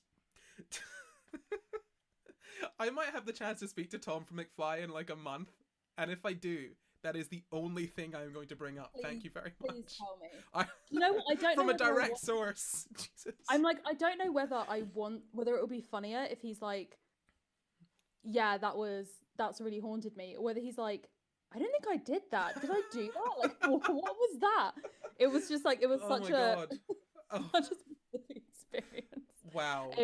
But yeah, no, it's I think this whole thing is such an interesting topic, but it's also really weird because it's like, you're right, there's not really any spaces in which you could organically make stuff like this happen. Like, you would have to really deliberately be like, okay, we're organizing some events to make friends with each other. Like, it's really awkward. Like, I saw a TikTok the other day that I was just like, oh shit, this is it, about like, how do you make friends as an adult? And it was like a lot people asking the question who were, just left uni and were like, oh my God.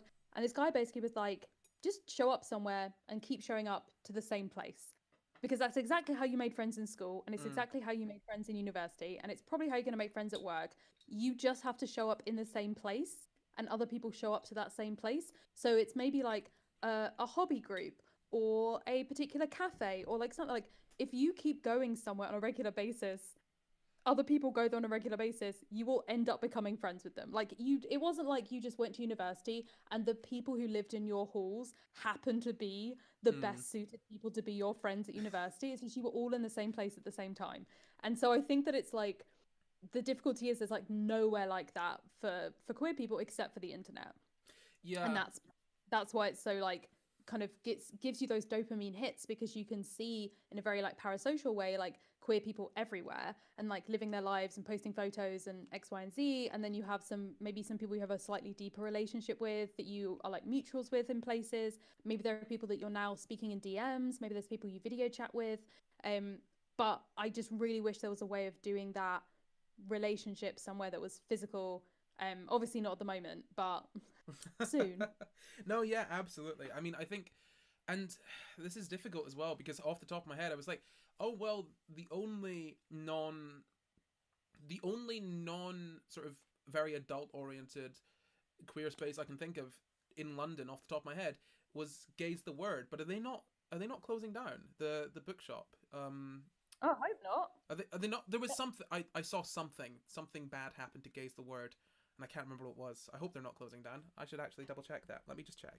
Better not be closed. I really. I'll come and get But even then, Gaze the Word is a small bookshop. You can't do you can't have like a sort of event there. You can't have people go to meet. No, okay. Gaze the Word is fine. Gaze the Word is fine. That was fake news. I'm it. sorry. Panic me like that, Corey. Yeah, Gaze the Word has like a few different discussion groups that run there. But it's not a place that you can just spontaneously go to and like meet other people. Like it would be. I mean, you could do that, but I feel like it would be slightly awkward. Just turn up and be like, yeah. "Hi, are you looking for a book?" And they'll be like, "Do you work here?" And you're like, "No, just I'm trying to make friends." And I think the thing is a lot as well is a lot of young queer people aren't necessarily out, and so the internet is the only place because of the anonymity that they can express themselves and actually be like interact with people. And I think both sides, I think both like queer elders and the queer youth need to make an effort to come together in some way, because this whole sort of, I mean, I genuinely, when I tweeted about this, I think yesterday or the other day, someone replied being like, and yeah, whenever a queer elder tries to interact with a younger queer person, they always just think they're being hit on. And I'm like, that is not the problem here. The issue is that the issue is that no one is occupying the same spaces, because there isn't just one space for everyone to occupy apart from the internet. But that is it's almost too big. And yeah, like I mean, like we were basically talking about the whole sort of the goals and the understanding, the goals and sort of the way of understanding the world between sort of queer youth and queer elders has become so different. I mean, there are people who refer to themselves as transsexuals, and even me saying this now, I'm sure there are many people in my chat who are probably cringing at me using that word, but ultimately that's how people like you, yeah like yeah. I was literally just gonna say, like, the hottest take is, but I genuinely think it's true, if a lot of people that I have seen have very strong opinions online within the queer community ever fucking interacted with a queer elder, they would want to cancel them. Like, like there's no real understanding of like the differences between the language used, the identity, and like the thing is, these are words that these people have used to describe their own identity, right? Or that their close friends have used to describe themselves, and they're not just going to change it because you, a 18-year-old, decided that was like not the right word to use anymore. I'm like, that's not how that works. Like, you have to like, we're gonna, like, you can now say like, hey, this is a different word that I want to use, or like, in general, we've changed the language slightly for like future people choosing to identify in this way. They'd probably identify with this other wording. Like I was or for straight people, really. I've read a lot of stuff where people who nowadays might label themselves non-binary would use the word bisexual because that word was so synonymous with the literal idea of like two sexes. And it's great, but it's like, you can like have a discussion about like, that's so interesting. Like nowadays, I guess like the feelings you're describing, like I know someone, they'd be non-binary, there's someone else who might feel like agender about that. And bisexual more means this now for younger people. But like, that's very different from being like, I don't think that's what you mean. That's because I'm like, this person just changed the word they've been using their entire life because it's changed slightly for different generations. This falls very closely in line with this video that I've got up on my Patreon now, but that will be coming out in a little bit, about how language, I mean, a lot of people, I think a lot of younger people especially, don't quite understand that the language that they use to describe their gender or sexuality is not their gender or sexuality, right? Like, you see, I mean, this is something I found interesting, where a straight person, someone that would label themselves as straight, finds themselves attracted to someone that's non-binary, and people are like, well, it's offensive to continue to call yourself straight. But ultimately, I mean, and the intricacies of that, I'm not even going to remotely try and touch. The point I want to get to really is that, like, ultimately, straight, bisexual, gay, none of them really mean anything because it is so complex, right? That the variation Mhm. amongst people is so wide. Saying I'm straight, I am only attracted, say like me, I'm a man, I'm straight, I'm only attracted to women. There are many women who look basically indistinguishable from, like, let's say a man, right? Oh yeah, And so yeah. me saying I'm straight, what does that tell you? Nothing. The thing is that the word straight is just something that we've come up with to say these are generally the kind of people that I'm attracted to, right? And there Mhm. could always be someone outside of that. And I think this is something that when people say yeah, I just think that I think that especially younger people's sort of understanding of how language and identity interact is is not necessarily, their understanding of it is not necessarily the best, and it does lead to issues like you were talking about there with sort of people that describe themselves as bisexual, whereas nowadays that might be more sort of labeled as non-binary. I just think that we've come up with all these different terms to explain all of these different um, feelings that we have, but ultimately these things change over time. They change between culture, and so many people take it so literally that thinking that this is what this specific word means rather than this person has chosen this label because they feel like it fits them and it gives other people a decent understanding of what they're talking about, you know. Mhm. Yeah. And Yeah. ultimately this is another thing as well. I noticed this, that it's somewhat related to what you were saying there, that a lot of people would call themselves bisexual, whereas nowadays they might, if they were, you know, growing up nowadays, they might label themselves as non-binary. I feel like a lot of times when we look at like older media that uses language that was kind of the time, people are like, oh, this is so problematic because they use, say, yeah, in like, again, to use that example, bisexual to describe someone that we wouldn't now think of as bisexual. And I think the thing is, right, when it comes to like policing language, ultimately, if that person is queer and they're choosing to and they're using language in a way that like works for them, shut up. If someone is straight, go ahead and tell them that is fine. Police straight people's language when it comes to like queer identities, but like it, don't go telling someone that's like 40 years older than you that actually now they're problematic because a bunch of 13-year-olds that were on Tumblr decided that actually we don't use this word anymore, you know.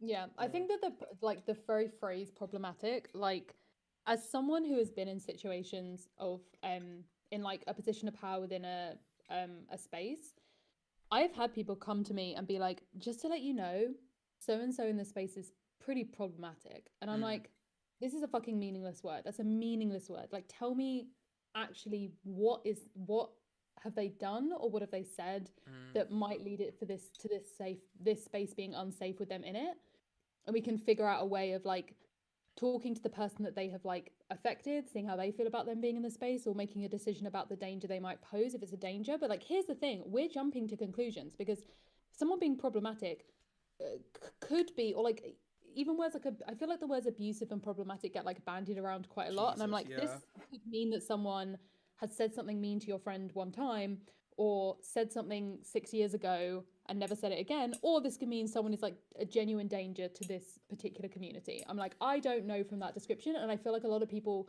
probably use it because they know something feels wrong or feels like this person's done something wrong, but they don't actually want to articulate like what it is that they found problematic or that is problematic about it. And I just think it's a really interesting Mm. word that maybe was quite useful to begin with and now has kind of like become this catch-all for what could basically be any kind of behavior and or like thing that they've said. Yeah.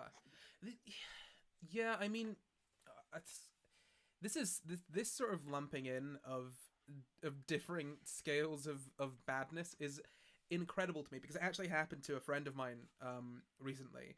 Uh, I'm not going to name names because I don't want to bring this up again, but essentially someone put my friend's name alongside a bunch of other people that they're friends with, and the scale of what my friend did was like say something rude once in a bar, and the scale of what other people did was like was like bordering on illegal kind of stuff, right? Like sort of like violent abusive acts. And what my friend did was just something that was like mean.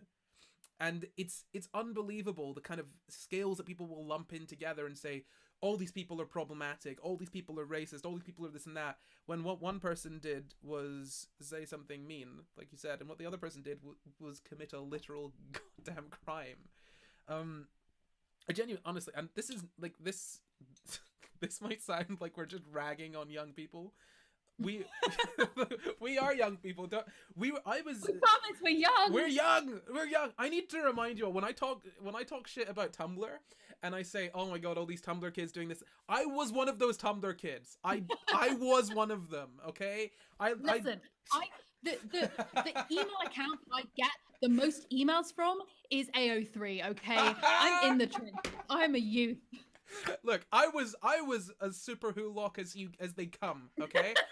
I bought the supernatural necklace. I had myself a bloody sonic screwdriver, okay? Listen, I dressed as the Impala to a convention. I saw DashCon and Unfold live like it was Fire Festival. I've been there. Yeah. Oh my lord. Oh my lord. Yeah, like we've Jesus Christ. Sarah said speaks of the ancient lore, but we lived it, kids. Do not recite the deep magic to me, witch. I was there when it was written. Like when I talk shit about this kind of stuff, it is not from a place of, oh, I am better than you. I am better than you, but that's not what I'm saying. The point is, no, I'm joking. Like the point... very problematic stuff going on this. Oh my god. No, look. What I'm saying is that we have been there. We have, like, I personally, I'm not going to speak for everyone. I personally have been there. I've personally been that sort of like Sujua social justice warrior kid that thinks that, oh, everything's problematic. I can like change the world. This is bad. That's bad. But like ultimately, like, just chill, man. Like, the things that people get so wound up over nowadays are really not that big a deal. And to bring it slightly back to that kink at pride thing, right? Like, the takes that people have are mostly the same thing, right? My personal take, I've said it before, I'll say it again. There's a certain line that I think that probably shouldn't be crossed. Some other people place that line in a slightly different place for me, but ultimately we mostly agree on everything. And when it comes to kink at pride, it's basically just young. I feel like a lot of it, young people who have not really been to prides before, like hearing this sort of the theory of it, like, oh, in theory, bringing other people into your sort of this act without consent is harassment, which to someone that has only engaged with this kind of stuff theoretically sounds perfectly logical, but the exact reality of it is quite different, right? And that's not something that you can necessarily understand by sitting on Tumblr or TikTok or wherever the kids are nowadays, and learning about sort of queerness and queer history from that. Like, yes, we all know that Marsha P. Johnson, we all know that Marsha P. Johnson sort of started Pride, but really, what do people know beyond that, right? They know the sort of the broad strokes of history. The thing is, Corey, the hottest take that I have, so hot. Oh, God, is that she did it. Yes, I know. This is why that's why I stuttered and then said it anyway.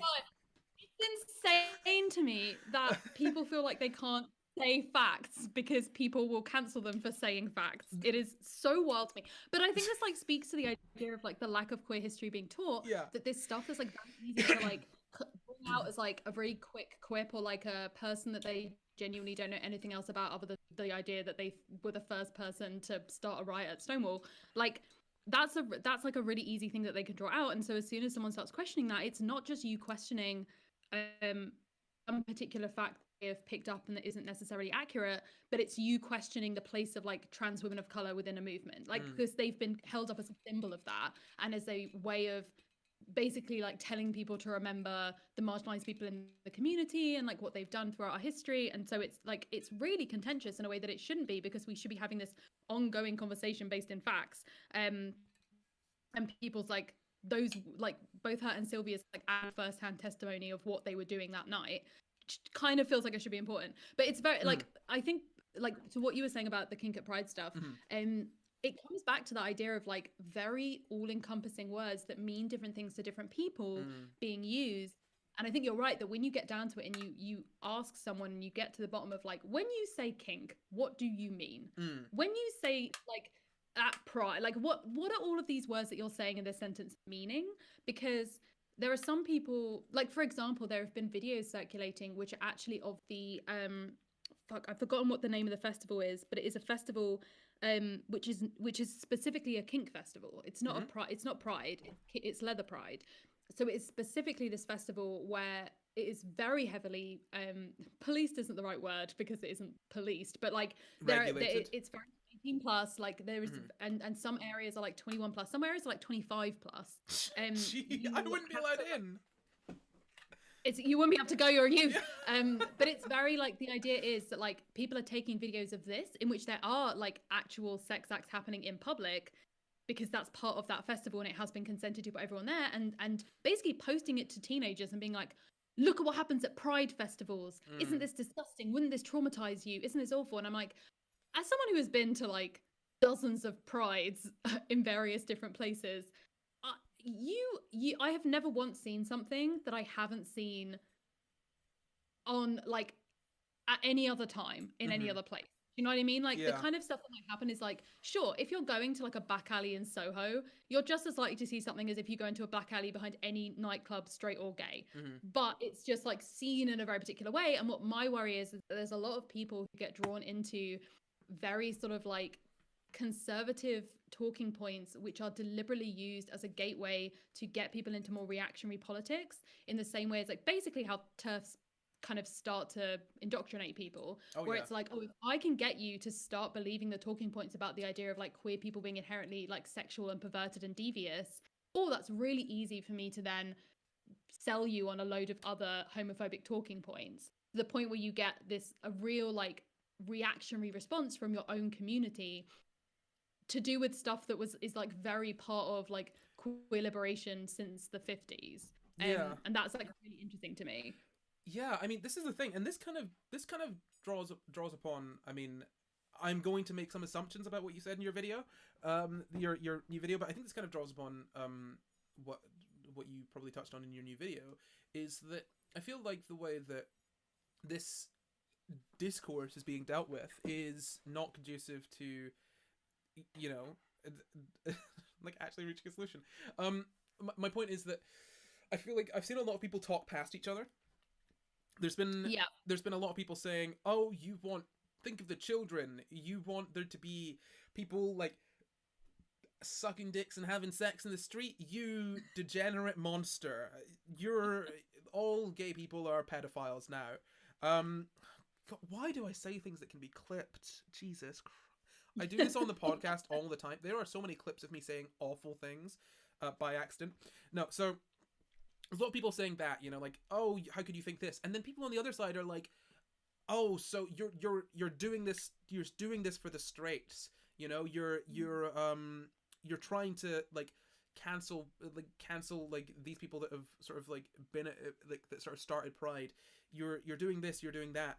And like I said, everyone's talking past each other. No one's actually asking each other what people are like, or even listening to each other. Like the other day, I tweeted something that was basically like, why are we framing this conversation around children? It really should not be around kids. This is where the issue is, and this is what I think about it. And the replies I got were like, you're saying this to make straight people more comfortable. And I didn't mention straight people at all. I was purely talking about the people, LGBT people at Pride. They were like, "Oh, kids see worse." I'm like, I literally said this is not about children. You're literally not. You're ignoring my point because you think that what I'm saying is I'm against kink at Pride. No, I'm not.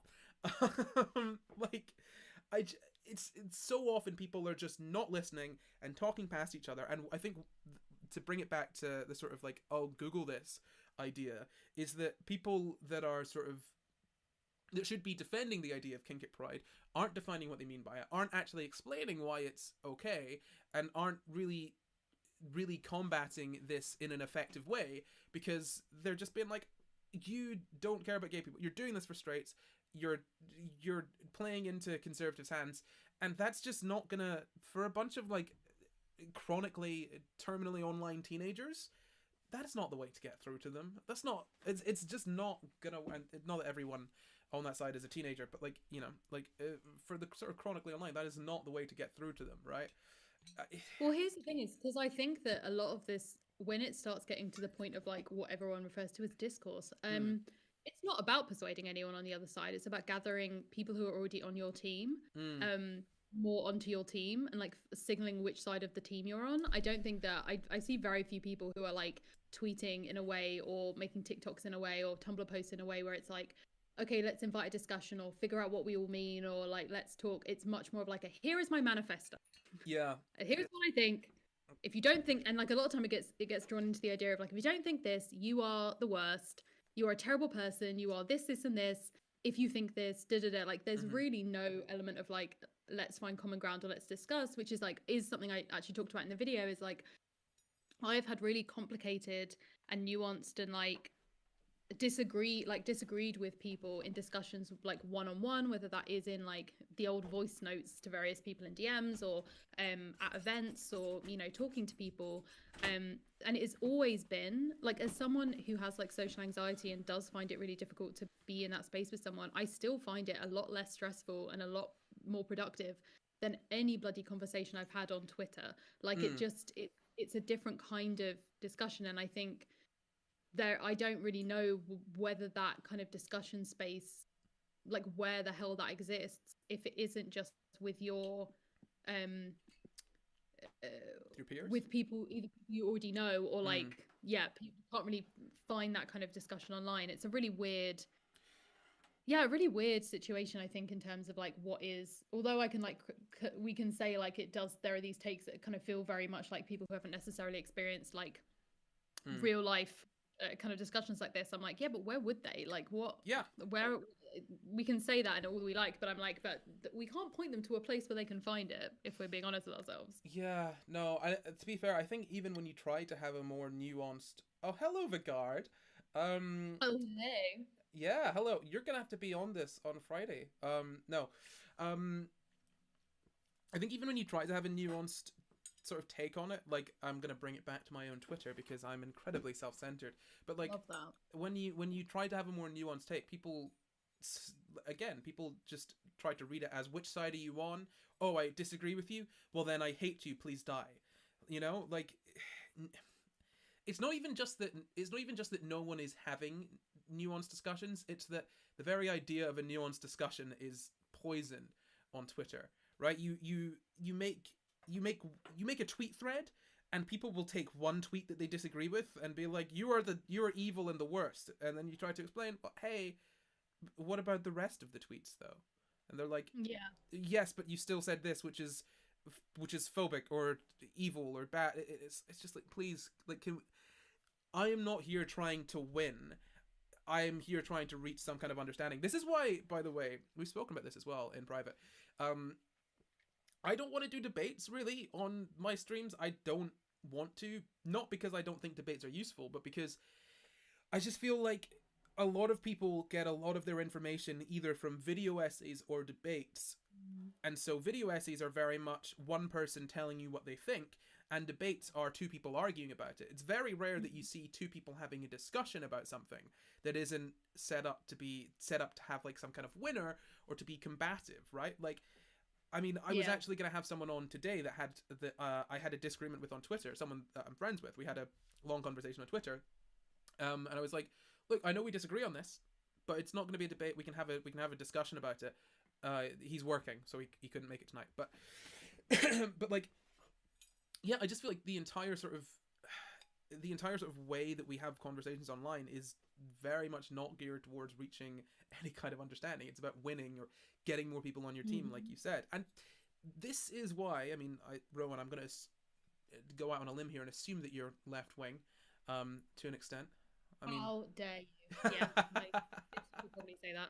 yeah, and I think this is something that we are bad at, as people that are like, not we, you and I, but like left wing people are incredibly bad at getting people on their side, and like sort of drawing people in. Like you said, oh, this is like sort of conservatives giving out a little bit of sort of, here's some like easily digestible homophobia for you, in terms of like, here's some easily digestible transphobia for you, just to get you hooked. You know, it's like they're your dealer, giving you a little freebie so that you come back for more. Sort of right wing people, I think, sort of transphobes, all those groups seem to be really, really good at getting people on board. So that when you can't have those longer, nuanced discussions, you end up having people just getting sucked into, like the alt right pipeline. There's no like, Mhm. there's no. I mean, I think there'd be a harder case to make about there being like a far left pipeline, or a Yeah. communist pipeline, because just bad, just very, like, everyone just seems to be very bad at like getting people on board. And I think the lack of like um the lack of desire to have any sort of nuanced discussion or engaging sort of discussion with people that disagree with you is Mhm. is probably part of that. I What do think you like the think? thing about like having discussions online is that by necessity they have an audience. Mm, And so I think that there is like that relationship between like what is being talked about and what do the audience want is really interesting, because for a lot of people will veer towards like the more extreme in mm, if they're interested in getting views, right? They're like they'll be like, hey, like shocking debate, like someone owns someone else, someone like destroys this person, like that is what they think is, and arguably that is what gets clicks. mm. And as soon as other people are like listening, you are performing in a way, even if you don't mean to.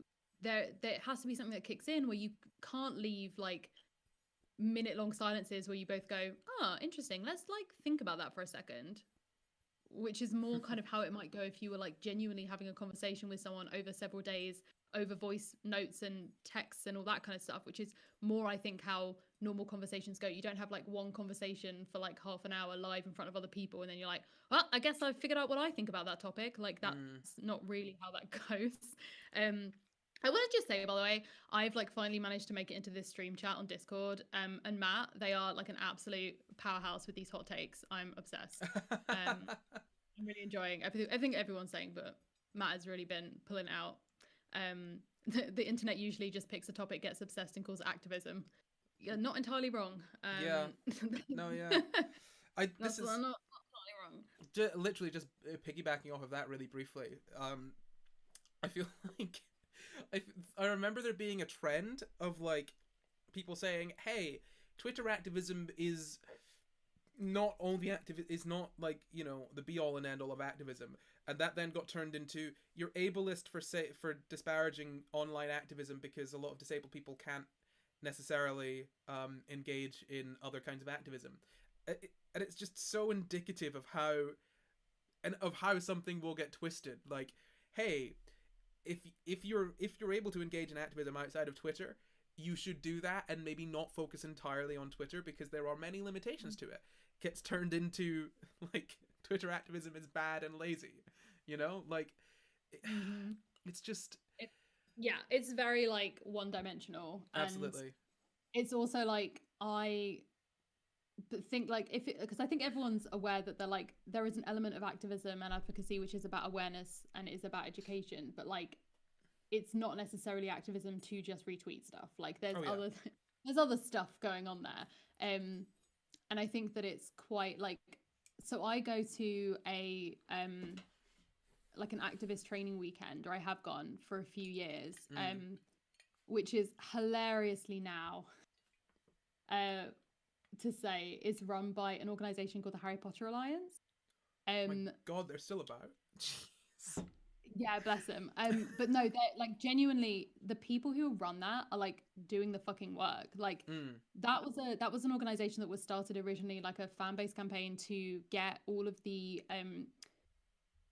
food that was being branded as like Harry Potter merchandise food to be fair trade and to be like mm, ethically sourced. And that was like the first thing they did, and they managed to do it. And they've kind of continued, but it's great because it's just a load of people. Basically, like everyone at the Harry Potter, everyone at HPA is queer. Like it's mm. hilarious. There's like so many trans and queer people in that organization, and now it's like, well, we've really shot ourselves in the foot with this one, haven't we, lads? Like to the name, the brand, we're really really fucked this up a little bit, considering now that we know what we know about old Rowling.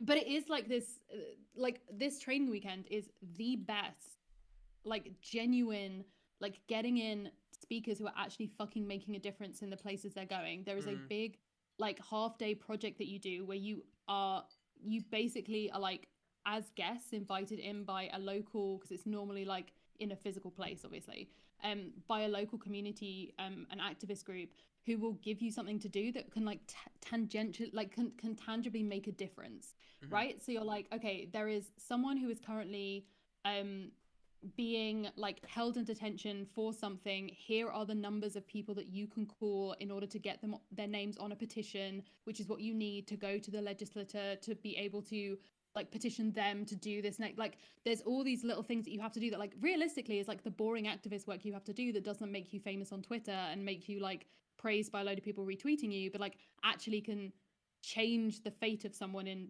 reality. And they are they're really fucking good at it. And mm. if anyone wants to go, they have it's called the Granger Leadership Academy. It is happening again, but it's happening online. I'm buying some people their tickets for free if they otherwise can afford to go. So if anyone is who's listening is like, hey, I'd like to learn about how to do activism, DM me and I will buy you a ticket. Because it is, yes, exceptionally good and very Mm. much like removed from the idea of like there is only one way to do activism or there's only one way of like thinking about this stuff. Um, When does it happen? Definitely send me that. we'll send you a link to it. I I'll don't know when it's definitely like to happening. look in. Normally, it D- used d- to happen in March, but they've had to like obviously juggle things around with yeah, the candy. drop a link in the chat if you can. Definitely. Yeah, I mean that is great. I feel like this is the thing as well. I do feel like a lot of influencers or people with a following online, whatever, um, are expected to be activists, but the extent of their activism is tweeting about a thing or raising awareness, which to an extent is important. But like, I just I feel like ultimately my issue with this is one of my issues with this is that the idea of what an activist is has been entirely warped, and I think it is. A lot of people are very much too online, right? Mm-hmm. Like there are people that are online that do actual, like, if you've seen I mean, Rowan, you are one person that I would actually say is an activist. One of the one of the few people that both does things online, and I would be comfortable saying you're an activist. Um, like I don't know if you guys have heard of Riley Grace Rochong, but she actually does things that actually change things in the material world. There are not many people that actually do activism. In fact, like, to be honest, I feel like, and this is not necessarily a fault of like people that follow influencers. It's it's also done by sort of larger groups. I feel like at this point we all kind of know that all it takes to be an LGBT activist or a black activist or a trans activist is to just be be a member of that group and have a Mm-hmm. lot of followers, and suddenly Yeah. you'll be described as, oh, this person is an advocate of this group, or that person is an activist for that. And it's like, no, this person is just talking about stuff and being themselves. They're not do what activism are they doing? Like, I feel like we need to an extent, like, almost not gatekeep, but we need to maybe like restrict our use of the word activist slightly to be raise the bar so that we actually have people, we actually are motivating people to get into activism more effectively, you know? Yeah, and I think that like this is something um that's been pointed out by a lot of these same people. Like I know that Gino Dawson and Sean Fay talk all the time about the fact that like we aren't trans activists we're like journalists or writers or actors or whatever it might be, Mm. sports people, etc., who happen to be trans, but because we are well known, we become the spokespeople, and then we Mm. get described as activists, and then it just becomes this like awful cycle where they've like are having to make the decision between like, hey, do we like refuse to go and talk about being trans on these shows and like potentially expose the people listening to like an actual trans voice that might have them questioning some of the transphobia they've seen in mainstream media, or do we like not put ourselves through that hell? Like, Mm. which one do we do? Because Yeah. we seem to be who are like being asked to do this stuff, and like it's really it's like a really tough one, because it is, you just because you have an identity doesn't mean you have any like actual knowledge of that beyond your own experience, Oh, right? absolutely. Like Look at Candace that's all you Owens. can really talk look about. at look at like Candace Owens, Buck Angel, all these people that Mhm. may have done some good at some point, but are like out of touch, and like not necessarily activists. They are just people who happen to fall into groups. Mhm. Sorry. And it's messy, like people's identities are messy, right? People's Mm, experiences are messy. I think what I really like, what really frustrates me is, especially with how like public and online and like in front of everyone these conversations have to be, is that like there isn't any space to discuss inter-community issues, or like intra-community issues, I should say. mm, So like, for example, something that very rarely gets discussed because it would feed so easily into homophobic views is things like domestic violence within queer relationships. mm, Because if you're like, especially I think for my generation, and I don't know like how it was for you, but like I was very aware growing up that I was like, oh, I'm like not ever going to be able to get married. Like I'm not ever going to be able to have the life that other people have. And then you suddenly it's like, okay, well, marriage equality is maybe becoming a thing, but like all of the discourse around it is like, we're normal, we are just like you, we are totally normal, and that is that. And I think that like it then had to become like, queer people are like the best, we're incredible, we're like just amazing. And I think as soon as you start talking about the reality of like, yeah, but there are still toxic relationships, there is still abuse, there is still like all of these issues, it's like, no, no, no, don't talk about that too loudly, because if we acknowledge that sometimes like these homophobic things people are saying are true, because not everyone is perfect all of the time, mm. like don't talk about it, don't talk about it. And I feel like every marginalized group have those elements of like, this is a talking point for people who hate us. There is a truth in it, in that there is like a small percentage of this particular group, or there is like a little thing that is true for some people, and we should probably talk about it, but we don't want to, because these like assholes will get a hold of it and be like, they admitted it, they admitted it. And I'm like, Yeah. this is like, it's really frustrating to me that there are like so many conversations, like the conversation for example about like the very real racism within the queer community Mm-hmm. immediately gets drowned out by people who are like, what about the homophobia within the black community? What about that? And I'm like, cool, these are like, this isn't like a fuck you, so fuck you. Like, Yeah, it's tit for they can tat. both be issues. And like, you can deal with both of them separately, but like, because the only place you can have the conversation is online, and the conversation is actually more like someone making a TikTok to a trending sound being like, making it into a meme. Like, it's not quite the like Yeah. community discussion, which can actually lead to change that we apparently think it is. Yeah, absolutely. I mean, but I think the issue is as well that, especially because nuance gets sucked out of everything. It's like, I mean, you talk about, let's say, black on black violence, which it's such a painfully annoying thing to ever be brought up, because if just very briefly, all of the problems that lead to so-called black on black violence stem from racism, like, and white supremacy, and sort of institutionalized racism. And so when we try to avoid those conversations because it's uncomfortable, it just gives basically racists uh, ammunition. Like, I don't know if you saw, there was the video going around of that awful thing that happened in Hyde Park with those teenagers, um, Mm. and immediately it's, oh, Black Lives Matter aren't going to be talking about this. Well, I mean, for one thing, it doesn't really fall under the purview of Black Lives Matter at all. But further to that, like, it is so difficult to have these nuanced conversations about these topics. And yeah, as you said, like, it is severely limiting. What is it? Oh, the guard said it feels like everyone who creates online now are expected to report on the news and then that is called activism. Yeah, absolutely, absolutely. I feel like a lot of people are feeling burnt out slightly from having to talk about this topic or that topic, like all the time, and not to be all woe is me, but it is a pain in the arse to have people be like, oh, but you're not talking about this. I'm not your source of news. I'm not your source of education on every topic, like. If I am, then I'm worried. Yeah, exactly. Like that, I spoke about this on one of my first streams where people were asking me to talk about this conflict or that conflict. I'm like, I genuinely do not know about what is happening in this country. Not because I don't care, because there are many things happening. I have my own life, and I am not up to date on all of the news at all times. That is just not. It is not possible for me to have enough knowledge base to educate you on every topic. That is not my job. You need to do that yourself in some cases.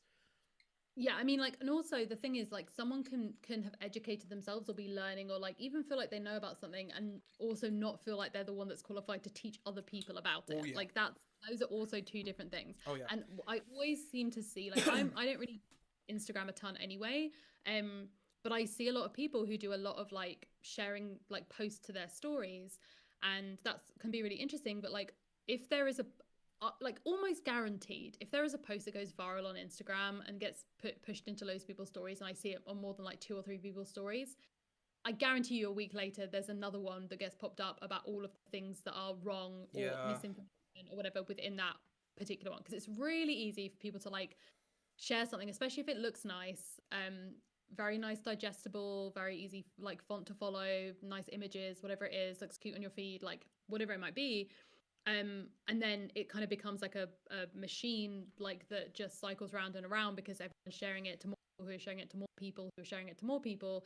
And inevitably it's like, well, not all of you have actually even, well, to be honest, a lot of you probably haven't even read all the slides on this thing, let alone like fact checked it or understood what it means. And like there's a tendency, I think, to like trust the people that you're following or who have given you good advice in the past or whatever. And that makes sense. Like if it's kind of, if someone seems to have done their research on something else in the past, or you trust them, or you think that they generally have views you agree with, it makes sense. Like, yeah, maybe we probably this other thing they've posted will agree with. But like that's very different to then you sharing it and being like, okay, and now I'm going to show everyone else this thing that I haven't actually engaged with in any meaningful way. And that can be a little frustrating to see. Because I think that like lack of media literacy is like really worrying, like the lack of fact checking and source checking and all that kind of stuff, which I think everyone is like probably to some degree guilty of, right? Like I don't know anyone who every single piece of information they absorb during the day they go to like recheck if it's true. I mean, you can't really do. Sorry, I mean you can't really do that. You know what I mean? The amount of information that's being pushed towards you all the time, it is not possible to fact check literally everything. Sorry, I interrupted. Please go on. I was just gonna say like but like a lot of the time that's not a problem because the stuff that you're inhaling is just like you're on IMDb while you're watching something, looking up what this person has been in, and you sort of just trust that IMDb will be right. But like ultimately, if it's wrong, it doesn't really matter. Like the worst that's going to happen is that you look at it says they're in a film they're not in, and then maybe like a couple of weeks down the line you mention it to someone like, oh, did you know so and so is an extra in this thing? And they go, no, they're not, and you look like an idiot. Like that's like the extent of the issue with most information that you blindly sort of like put inside of your brain cells. But when it comes to something that is actually important, that has especially something around like stuff like social justice and like the experiences of other people in the world and keeping yourself informed, you probably should feel like you actually know what's going on and like fact check it and whatever before you then start putting information out to other people. Yeah. But it has become, I think like it's so right, like it has become such a like necessity of like, oh, if you haven't talked on this thing or you haven't posted about this thing, you must not care, or you must like, there's kind of a lot of value judgments that go alongside it. Yeah. And I found that very interesting. I think it's difficult as well. I mean, like if we look at this in the context of Black Lives Matter, say there was so much being bandied about, and I mean, I understand like there are some things that reach a critical point where not talking about it is kind of not necessarily acceptable, you know, right? Like, Mm. because there is so much information available, but for other, there's so much information available, and often it can be quite clear. But with I think that it all in all cases this can be so difficult because you have a lot of people saying, hey, you need to talk about this, hey, you need to talk about this, and something, because you're not necessarily as well educated on a topic as you might think. Like, I always, if I'm going to post something to my story, I'm going to read it, I'm going to look at it and make sure that it's that I think it's okay. But me thinking it's okay is not necessarily enough, because hey, I don't know enough about the Israel Palestine the conflict. I don't know enough about that. I know where I stand on it. I know that, but I don't know all the intricacies. And I really, as just some guy who sits in a fucking room in his house making videos, should not need to be the like should not need to be sort of like making these value judgments on this kind of Mm. information, you know. Yeah. I'm as in like, not as in like, oh, woe is me, why am I do I have to do this? I just mean, I'm not qualified for that. I'm Mm. genuinely not. But it's like, it's an expectation for people, and I could try very hard, and the options here are to try to put in a certain level of effort, and occasionally potentially mess up, or not do it at all, and basically kind of be seen as, and to an extent kind of be someone that just ignores issues because they don't fit their brand. Or I Mm. could spend an incredible amount of time researching and understanding every single like issue that comes up that becomes big enough. And I just feel like none of them are really perfect, right? None of them. No. And I feel like most people are going to go for just trying to do their best in terms of, this is what I know and this seems right. And yeah, like you said, if everyone else is posting it, then it's very easy to trust everyone else. But Yeah, and I think like here's the thing as well, right? There are almost like two reasonings behind people doing something like this. mhm, One is like to educate other people, right? So it's like you have a platform, you have a duty to educate other people. Is one absolutely, theory. And the other thing is like basically to show you're a good person. virtue signaling, And yeah. and I don't and like what's interesting is I think that the virtue signaling, which is show you're a good person, which is the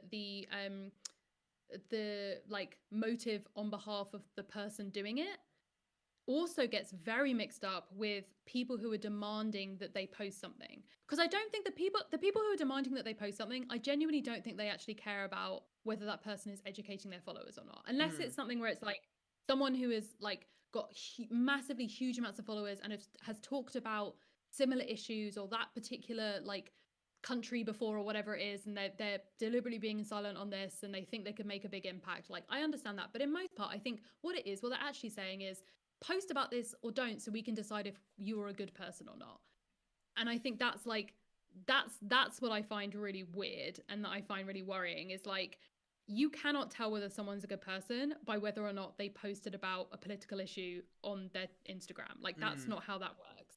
um and I think that, like, for example, there are some topics that like you mentioned Black Lives Matter, where it's like, yeah, I can see the point of view of like, this is such a huge thing, it's such a huge conversation, and it's something that's like, it does feel weird not posting about it. But I'm also like, there's probably a lot of people where it's like, what would they post about it? yeah, Like, absolutely, what yeah. what could they post that would actually add anything to the conversation that their followers couldn't get from someone else who had actual things to say themselves, rather than just like reposting something from Instagram. And I think that that's kind of what led to like the Black Square stuff, Oh god, was a lot of yeah. people who wanted to be seen to be good people, and they were like, oh, this is the safe thing because everyone's doing it. Like, this is that one that I've seen everyone posting, or this is the one everyone's been sharing, so if I post that, I'll show that I'm a good person because I posted something, but I'm not saying anything, so that no one can like criticize me for what I've said, because Mm. I've said the same as everyone else and they can't cancel us,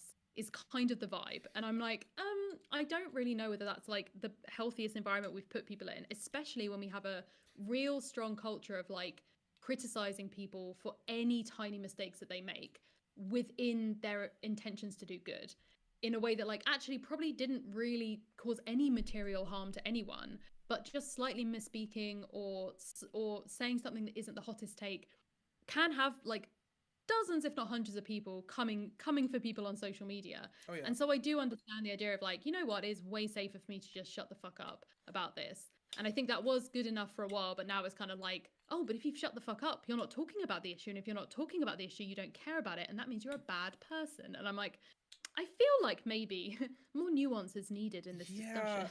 I was gonna say, I think there is a balance to be had, right? Because yeah, it is difficult because obviously you don't want people that are on it. Someone in the chat, Rivers Envy said, this pushes uneducated people to talk about stuff they don't understand for fear of getting cancelled and harassed, while celebrities will be openly racist or phobic or stuff.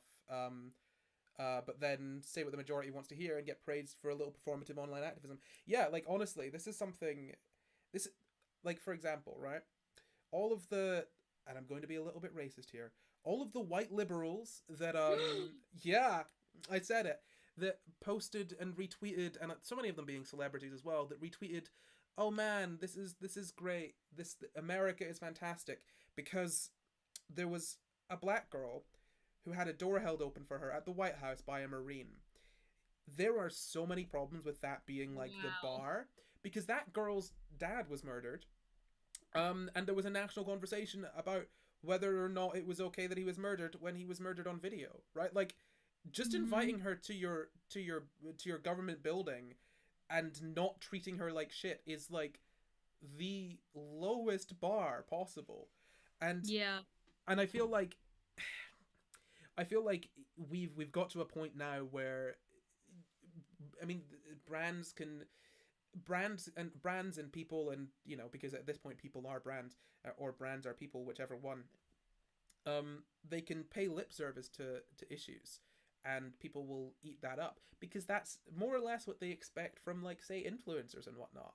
You know, and also to get back to the sort of activism conversation, a lot of people, because people think that influencers and activists are mostly one and the same. I very, this is something I feel very fairly strongly, and I don't know what you think about it, Rowan. So, but as a general rule, if you say are following someone online and they call themselves an activist, and you know them as an activist, and you're aware of them as an activist, there is a solid chance that they're probably not really an activist. They're just someone who uses the sort of like the visuals of activism to get themselves popular online. There are plenty of people whose activism I've seen kind of amounts to doing interviews about something, you know, like they're like they're doing interviews about something and just existing online and all that. And I just feel like, if you know an activist, they're probably not that great of an activist, because the activists that are doing, you know, the actual activism are probably a bit too busy doing the actual activism to be taking selfies for Instagram to say what great activists they are, you know? And obviously that's a general rule, but like, it's really interesting. So I run a workshop around like getting into activism. It's like very sort of so you found out that you care about stuff. What do you do next? And it is really interesting because I run that a lot for young people, kind of like in sixth form colleges and at universities. And so many of them, I think, have this idea of activism from like online spaces where they basically are like wanting to do the activist version of like, I'm going to cure cancer. It's like, what if I stopped all racism? And I'm like, cool. Very great goal. We maybe need to make it much more specific, because I'm like, realistically, what you are going to achieve is like, you cannot stop all racism, but maybe there's a particular kind of like experience of racism that you're interested in. And also maybe if we take that and then we say, okay, well, we're not going to be able to stop that happening everywhere. So what is the very specific area you live in? Maybe just your school. What is it you want to do in your specific school? It's a very specific thing that happens. So like the example that often gets given that I think is really good is like installing gender neutral like facilities within your university. That is like an actual tangible difference you can make. That might be really needed. And that's also something that like you can't just decide yourself, like have people actually wanting it, or some kind of conversation within the community that you're trying to help, like whether that is a community you're in or not, that says like, hey, we actually tried that 2 years ago and here are the reasons it didn't work and here is what, and blah blah blah, because there's probably someone who's already tried it, and it's not some like lone superhero mission. Hmm. So like actually there's probably like you're probably going to do a lot more like immediate good for like income inequality and poverty in the world by working at a local food bank and like trying to figure out the best ways of like working with the immediate issue and then also thinking long term like okay how do we get to a point where this isn't needed anymore. Yeah. Working on those both two things not for the whole world but like within your local area and maybe you discover oh actually this is something that has to be done on a federal level state level or on a governmental level because it's all controlled by a particular like national organization. Oh that's when we start to do national stuff but it's probably not just going to be you, it's going to be you and every other like food bank that works within the remit of this one company who is going to have to do something. And so like it's really interesting how much this idea of like I am a gay activist is like a thing that gets talked about where it's like okay but for what, like what specifically are you interested in or doing or like what is happening, because you can be an activist that is involved a lot with like education or like making people aware of stuff like awareness spreading, Hmm. which I guess is in part more like advocacy style stuff. Yeah. But you probably will want to pick something specific, right? So like when the GRA stuff was happening you would have been someone who was going to be looking at like okay how do I get the most accurate information to most people in a way that actually makes them take action. Like that I think makes more sense. Rather than being like, hey, so like I'm gay. Um People can be, There are here is problems in the gay community, you know. abs on Instagram. I'm like, that's like useful and like I definitely think that there is a positive influence from representation, but I wouldn't necessarily say activism word to describe it. Oh, absolutely not. And that like, and this is many things get me very irritated, and then I forget about them, um, because I just stop seeing them online. But there are just there are a good few sort of like activists that it I don't know what they do, you know. And this is not necessarily a personal thing for them. I think I think it's a signifier of a greater problem, like we said, of our understanding of what an activist actually is. But it does frustrate me slightly that I feel like it's very difficult for people that are online to understand what changes need to be made and how those changes can be made, beyond sort of sending around a petition or retweeting a I was gonna say retweeting a cool looking Instagram post because I'm 85. No, retweeting, you know, like a cool tweet or whatever. But it's difficult, and I do want to point this out because I said this to you privately, so I just want to be totally transparent with this. I was talking to Rowan at one point because you guys, if you watch my streams, you probably know prisons bother me just a tad, really annoy me. And when I was looking, That's a great way of phrasing it. A little bit mixed with prisons. Can't lie to you guys. oh, a little bit vexed thinking about prisons. No, and so I was looking into it, and I said this to Euro, and that I found different charities and different sort of groups, and I was looking what can you do to get involved, and it was like you can go to a prison and speak to someone, and I'm like yes, that is I understand that is a measurable thing that I can do to help the life of say one person, well not even help really, the life of one person in prison, that I can do to sort of slightly take away the sting from, you know, the difficulties that one would face while being in prison. But ultimately, a lot of the solutions being offered by these sort of these a lot of the ways of getting involved that are being offered by these groups are, to my view, barely even band-aids on the problem, right? And so because I'm incredibly self-centered and also like just impatient, if I like I recognize the good that can be done by helping just one person, but I I want to understand what can be done to solve to do more to solve the problem of how prisoners are treated beyond going in and being nice to prisoners while they're being treated horribly, you know. um Mm-hmm. and I think, and because you know, I'm a hypocrite, I think there is some nuance there, is my point, that like ultimately want sort of wanting to do more is great. You don't need to be sort of like I'm going to abolish all prisons, I'm going to cure cancer, but also, you know, always asking, well, what more can I do is good. And to be honest, I just feel like, and like again, I'm saying this to be transparent. I feel like personally, I could hopefully do more for the problem than help some individuals sort of help some individuals like feel slightly better about a terrible situation they're in, you know, because Yeah. and I think the issue, I think that, just like spitballing here, I think the thing for me is that in my head these seem like different things, whereas like when you install sort of say gender neutral bathrooms or gender neutral toilets rather in public spaces, you are doing something small that has a large effect on the community, and actually it is a change that changes things going forwards. When the only thing that you can do, say for the way that prisoners are treated, is go in and like speak to prisoners, it, what are you doing to affect change down the line? Do you know what I mean? It is definitely something that is useful and valuable, but it is I think so different than any of the sort of small activism that you're talking about. Um, Mi- Mitch in the in the chat has recommended CAPE, which I believe is the organization that I sent you a link to when we had mm, that very conversation, because I think they're the ones that like most notably doing stuff in the UK. And also like a lot of these conversations, it will be really interesting because you'll probably like, especially if you don't live in the US or even the US or the UK and maybe like somewhere like Australia, um, you may well have a load of information that is completely irrelevant to you oh yeah. in regards to a topic because it's just not the way your system works. Hmm. One of the things that I do think is it can be really frustrating for people is that a lot of these situations or these kind of issues which are very systemic and like have these and also systematic, right? They have their Mm. roots within the system which is currently built up.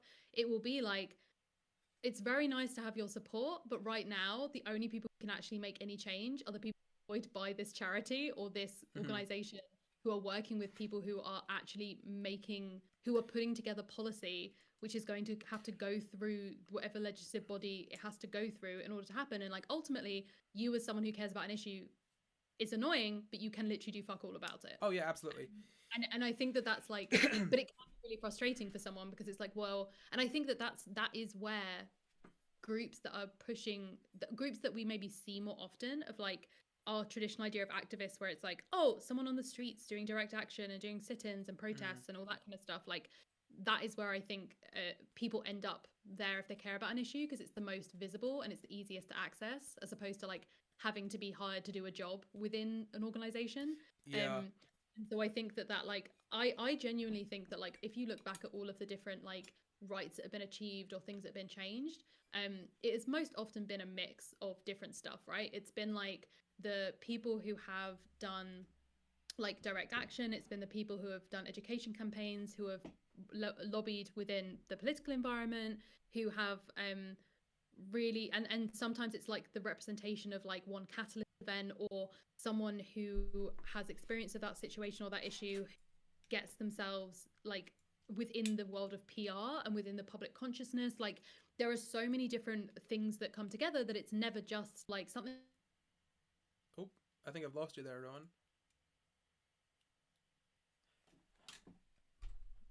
Hold on.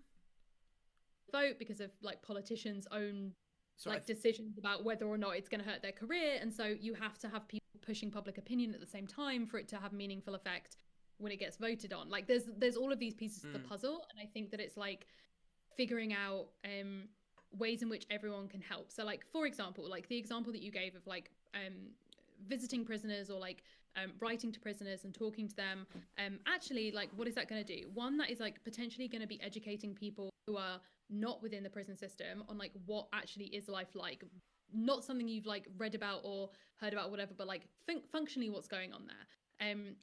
Can you be a link to that person on the outside? Can you build a connection, especially with prisons, especially it's like a space in which there is like limited entry. This isn't something where it's like an experience of people who can all come together in one place and talk about things. Like it's a very different situation. And like there probably is more like in some cases more like tangible good that someone can do with like a single person one-on-one having that kind of relationship than someone can with X many followers where they just tweet about an issue and other people tweet like, oh, how sad is that, and then they never actually do anything to help. So it's a complicated one, and I think basically it's like whatever your capacity is, whatever your means are, whatever your interest is, there will be something you can do, and you will be a tiny cog in a massive machine, and that probably is not what you are that interested in doing. Like, as a society that really praises the idea of like the exceptional and the like the one YA heroine in a dystopia that figures everything out, but like ultimately is gonna be that one cog that moves another cog that has this change happening in some way, if that makes sense. Oh yeah, absolutely. Sorry, I was you cut out for like half a second there, but I think the entire point got across. Um, yeah, sorry. No, I think to be honest, I just want to clarify where I am on this. The reason that I'm saying that I wouldn't want to just sort of the sort of idea of only being the only sort of option is to be able to sort of go in to a prison and speak to one person. I want to be clear. I'm not turning my nose up at that at all. What I'm saying is that I feel like there is more that can be done, and I know that personally, if I was to only be doing that, I know I would be making a change, but it would feel it would feel like the sort of thing where you recycle, but you know that so long as that massive corporation is still pumping out all the waste that they do, ultimately your recycling is not going to have an effect on the greater problem. Like, it is a good thing to do that, but it's not going to have an effect on the greater problem. And that's not to say that I would want to stop recycling. I would want to recycle and also do the other work. So in my mind, I would I would want to understand what is happening, what can be done to change the situation, and have play a part in that as well. Yeah, Potentially from no, that makes total sense. Yeah. And like there's so many examples of people where it's like it can be useful to have one to be someone who has this particular amount of time that you can help with this particular thing you have a skill for. Sweet. And then there are people who are like, actually, let's talk about what is going on at that larger level to work at, like, okay, how does change actually happen? And some people where it's like, how does change actually happen in a system, right? So it's like, okay, so for example, right now I'm working at Penguin, and they've basically collaborated with the Runnymede Trust on some research around the lack of authors of colour within the English literature curriculum in the UK.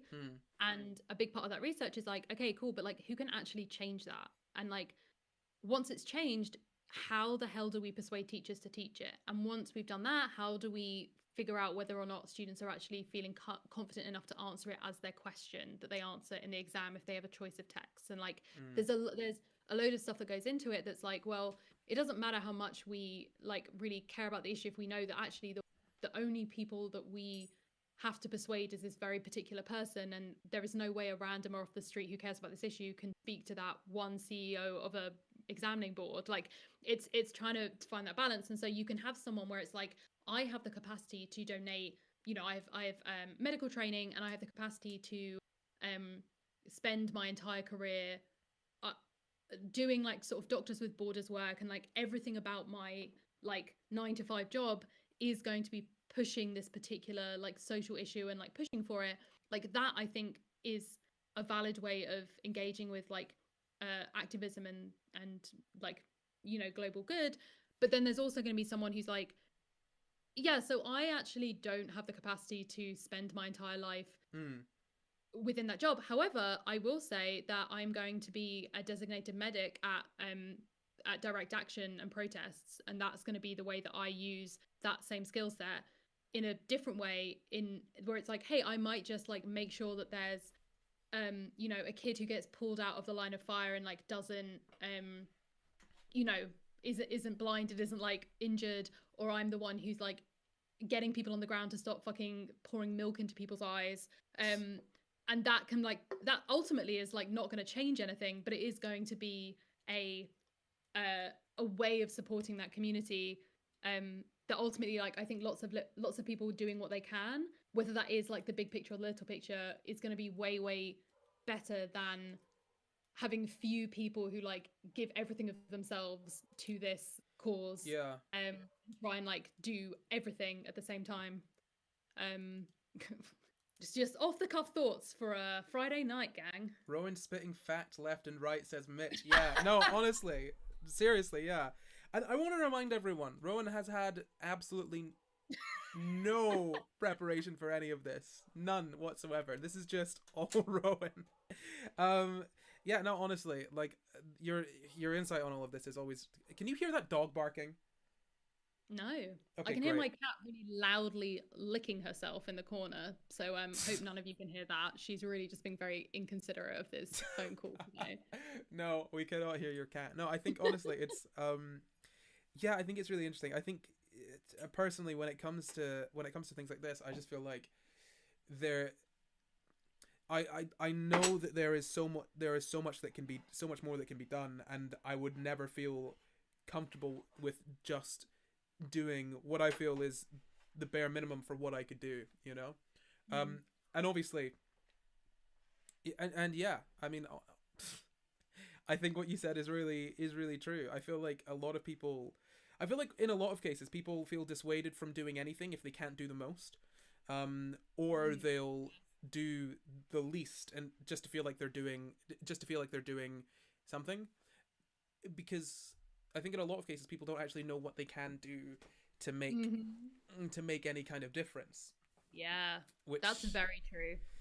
is kind of it's kind of scary. And that, I again it all feeds into it, like it not feeds into, but it's all related to this whole thing we've been speaking about activism and how we view activism, because ultimately the activists that we often hear about, you know, and this is tying into what we said earlier, like you sort of let's say Marsha P. Johnson, who did a lot of great work, but there's so many other people. There were I mean there's so many other people that played massive roles in getting to where we are today that are ignored because you need a figurehead, and we only Mm. ever talk about the figureheads, and we talk generally about the other work that was done, but it's all within the sort of context of these figureheads. And you could say the same for Rosa Parks, you know. Mm. All of these activists who became sort of famous for being activists, it, this by through no fault of their own, almost like hold back activism because people have such a skewed view of what it is. People think it's one person taking a stand. Like, for example, Rosa Parks. People think that Rosa Parks was a woman who just one day decided to not give up her seat because she was tired. She was a tired old lady. No, she was a bloody activist working with an activist group. It was a planned thing that was done, and she wasn't even the first person to do it. But Yeah, like all no of one that talks gets about tossed Claudette away. Yeah, like Claudette Colvin is like not a no, doesn't look like a figurehead to a lot of people, right? Hmm. Like this old lady Rosa Parks does. Although like she wasn't even that old when she like let's be real, she was Well, she was young. We've She was young as got skewed hell. ideas of how old people are, considering that we're all apparently elders. But I'm like this legacy. I think you're totally right of like what that looks like sense of what activism has to be, and it does give this idea of like you have one person who does this big great act and suddenly everything changes. It's the like heard around the world, and that's not necessarily well ever really how that works. Like that's the kind of Hmm. not what happens. And often there's ebbs and flows. Like I kind of feel like um I really feel the energy of people who didn't live through the like Prop 8 stuff, right? Like people who didn't live through the idea of like, oh, they can give you marriage equality, but they can also take it away like 2 years later. Like that is a thing Yeah. that happened. And so it's a really like I think the thing about people not knowing what they can do is really big. It's like a big thing. Like and again, like that's something I see a lot in these workshops is people who really have this moment of like, oh fuck, like actually I have these skills or these interests that I never thought would be useful for like a cause because they weren't like being able to shout into a like a bullhorn at a protest. Yeah. And like the idea of retweeting on Twitter being the only thing disabled people can do, and like therefore it's ableist to suggest like other stuff is so wild to me because I'm like, one, it's a conversation we need to have about like the lack of accessibility of protests and the Hmm. lack of accessibility of stuff like that is really important. But also like are we not talking about like the disability rights movement? Like are we not talking about the amount of like direct action that people have been doing for literally years and the amount that other movements learned from them? because that's something to talk about. And Yeah. also, like, there are so many things that you can do, like, from your bed, from like with these issues that aren't just Twitter, right? Like, um But they don't make people. you feel good, Rowan. That's very They don't true. make people don't know that you're doing those things. So what is You the know point? what? I take it back. You're exactly right. It's very, like, I think that, like, some of the most, like, undervalued work that I think is genuinely incredible are like activism based copywriters, like people and Mm, organizers who are the ones who write the template that you can send to your MP, or are the ones that create the flowchart that shows you how to call your local representative. I'm like, that's good shit. Like, that is something really interesting. I really feel like we need that step beyond, where it's like, okay, so you've done the thing where you've contacted your local representative a few times, and you realize that you live in a, like, Republican safe seat, and that they keep either not replying to you or replying being like, tough shit, sugar tits, and you're mm. like, okay, I guess I gotta try something else out. Like, I think that the more that people start to have these experiences that I think a lot of people who've been doing this work for longer have had, it's like, okay, what do I do now when it's like, oh, I was told the one thing I had to do was, like, email or call my representative, and they don't give a shit because they were never going to. Okay, cool, what now? And it is like, yeah, just trying to figure out, like, how to get people to know about these different options, and the idea that, like, you should join a group. Like, don't be trying to start your own group, person who's never done this before. Like, just Yeah. bloody join the group that have been doing this for, like, a long time, and, like, lend your ideas and your action to that. And then and push them if you feel like they're not going far enough, if you think that there should be some kind of branch which is doing other stuff, if you want to. But also, and also they might be able to connect you with a group that's doing more, like, direct action, or more, protesting, or more something else that you're comfortable with. Like, Hmm. until you're in that community, and making connections, like, you're not going to be able to do anything. Yeah. Absolutely. Rowan, you've made some great points. And I want to respond, but I very much need to go to the bathroom because I have had like 4 liters of water whilst we've been sat here. Would I've you? had a single can of uncaffeinated Diet Coke. Well then, you are not So nearly as hydrated as I. Would you mind? I will be literally 2 minutes. Do you wanna hang around, chat to people, or would you like me to yeah, put on the sure. little waiting screen that I've got? Oh my god, I'll chat to people. I feel Okay. like people have put stuff in the chat that I can Yeah. chat about. Okay. Cool. Everyone, chat to Rowan. I'll be back in 2 minutes, and I will be watching the stream, whilst I let out my stream. So please. Wow, I hate you I'll so be back. much. I'll be back in a minute. Why am I friends with these people? Um, let's have a look at what people have said in the chat. Um, Claudette Colvin was unmarried and pregnant, harder to sanitize and assimilate into the status quo. Very true, and I think there is an argument to be had about the idea of, like, at what point are you doing something for, like, shrewd, that's the word, shrewd political reasons, where it's like, yes, we are going to pick someone who is palatable for this first step so that we can, like, infiltrate the ideas, we can persuade people, bring some more people on board, and slowly get more and more stuff going on. Because arguably that a case in which that worked very well was the marriage equality in the UK. I'm under no illusions that a Conservative government would not have legalised marriage equality if a Labour government hadn't introduced civil partnerships first, as a way of dispelling any kind of supposed, like, hypothetical evidence that giving of, like, how it would break down the sanctity of marriage and, like, the structure of British society, because it was like, hey, what if we just did it in a way and we just called it something else for a while. Like, I think it was, I don't think anyone who knew anything about that movement was even doubting for a second that the plan that Labour had all along was to introduce full marriage equality, but just not at that time. And so that's a really interesting conversation around, like, is it worth it? Like, what does that, are there any arguments to be like, no, we do this in a way that doesn't try and sanitize it, or we don't do it at all? An interesting conversation to have. um Someone has said kids shouldn't have to save the world for themselves, and if they make mistakes, they get shamed for not being perfect at activism. Literal children, let kids be kids. Yes. Oh my goodness. I I just feel like, as someone who's now 29 years old, I just feel like there are so many.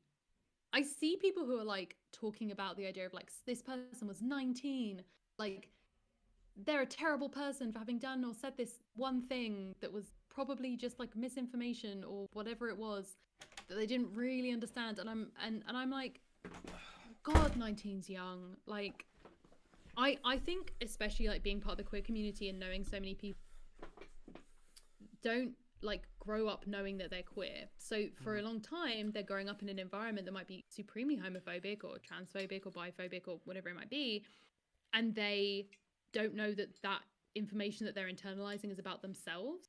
So I know so many queer people who have said like awful things about themselves basically, like, and not realize that that's what they're doing until later on, and then they come that process of relearning. And I'm like, if they and a lot of them become like very like passionate queer activists, and I'm like, if you were judging these people who are doing like material good for the community by what they thought when they were 19, oh, you'd have cancelled them to hell and back. You'd have been like, get out of here, never come near queer children again. And I'm like, I don't know if that's the healthiest way of like thinking about people, is kind of cancelling them. Like, I don't really think age where it's like people should know better to the point where, so therefore they will never improve, this person is not worth like engaging with. If you get to the age of 19 and all your opinions aren't the most virtuous, sorry, you've wasted your life, please leave. I'm like, I don't know if I feel like that's the healthiest way of dealing with this. Yeah, it's weird it's weird that we have this sort of idea that all of these sort of phobias and isms are insidious in some respect and exist like sort of everywhere. And yet, if you have any of those ideas, it's because you're a bad person. Like those two things don't gel with me. Yes. Like this person that's grown up in a small town who has never like knowingly met, say, a trans person, not understanding sort of like what is and is not offensive to trans people, is not necessary. Like, how are they a bad person when they're a product of their environment? Yes, I'm not saying that like, well, that means people are all absolved of their actions, but ultimately people can still be educated. People can still be taught. And there's this thing that gets bandied about, and I've said bandied about a number of times. There's this thing that gets said a lot, and it really bothers me. It's you're not owed our forgiveness, and it's used a lot by, I think I've seen it used a lot by black people talking about people who used to be racist. And like, I understand not necessarily wanting to trust someone who has very recently or in the past been quite racist, offensive, or like hateful, bigoted. I understand that, but also you are not owed our forgiveness does not mean we don't need to try to forgive you, right?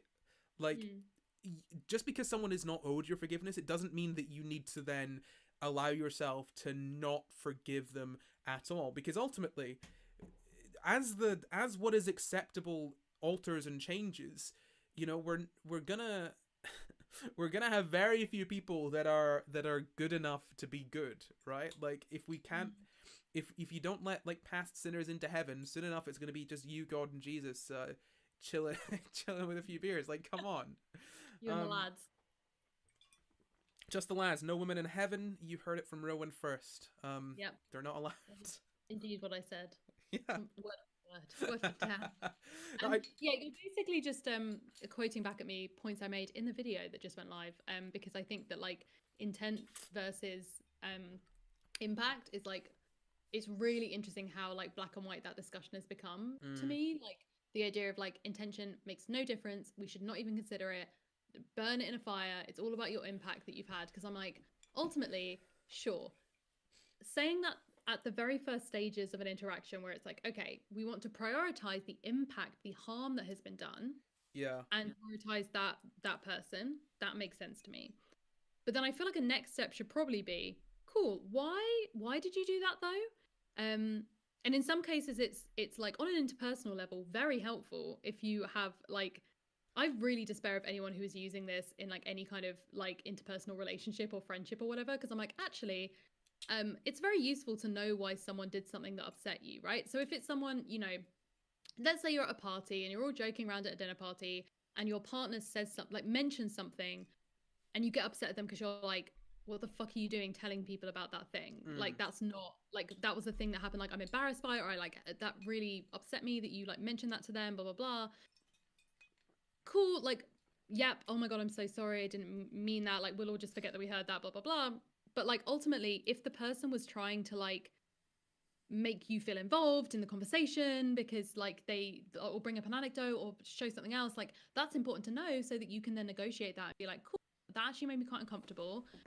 If you want to talk about stuff that we've talked about when we're having like these kind of deep discussions, let's just check in beforehand. Cool, that's a really good way of making sure that doesn't happen again.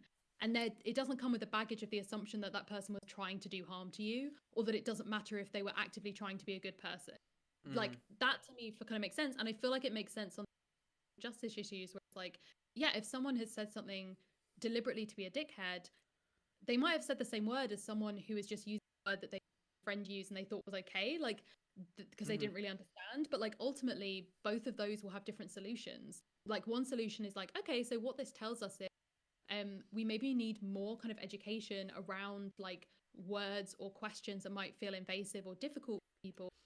Where do we need to put those pieces of information? Is this something we want to be like championing within schools when, on the curriculum? Like, what are we actually going to do here to change that stuff? And I think that, like, without looking at people's intent, you completely miss out on, like, in reality, like, why are people doing this, and therefore how can we change it from happening again? Because like, that is what actually stops prolonged hurt from happening or from things repeating themselves. Yeah. Rather than just being like, yeah, this one person got hurt. Cool, that's the end of the discussion, I guess. Like, and then we don't have to forgive the person who did it. Cool, we did a good social justice here today. I'm like, I don't think that's how it works. I agree. I don't disagree with you there, Rowan. Haha, catchphrase. No, it's what is interesting to me, and this is gonna sound awful because I'm begging to be cancelled. Please, Daddy, please. Is that like that's your other catchphrase? Wait, which one? The whole sentence. Great, get it printed on a T-shirt. No, the thing that I always sort of ask myself is, well,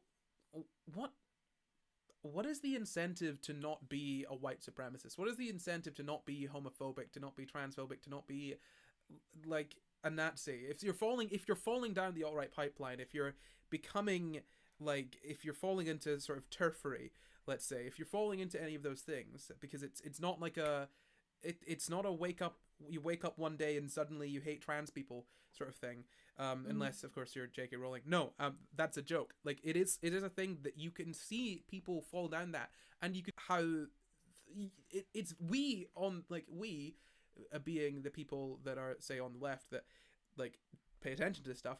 We know how that works. We can see how it works because they're very, very good at it, right? And did you just drop out of the call? No, okay, I'm back. I'm here. Great.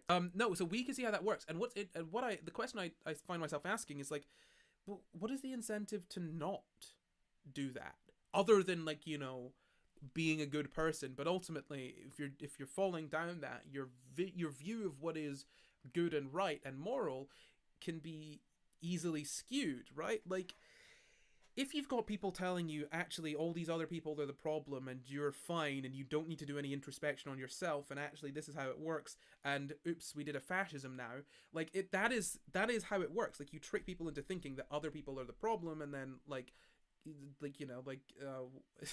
something happens in the middle, and then suddenly you've got fascism. But my point is that, like, if we are setting up a society wherein anyone that has transgressed morally is immediately removed from society, is immediately sort of seen as less than, is seen as some disgusting, awful human that could never change, why on earth would they want to change? If there is no path to salvation, then or redemption, what on earth is the point? Because I'm saying, if this was me, and I genuinely, I used to watch The Amazing Atheist, way back when. If you want to know how I didn't fall down the alt-right pipeline or why I didn't become a Nazi, it's because I'm black and they are Nazis. Don't really mix. That's the hottest of takes from Corey there.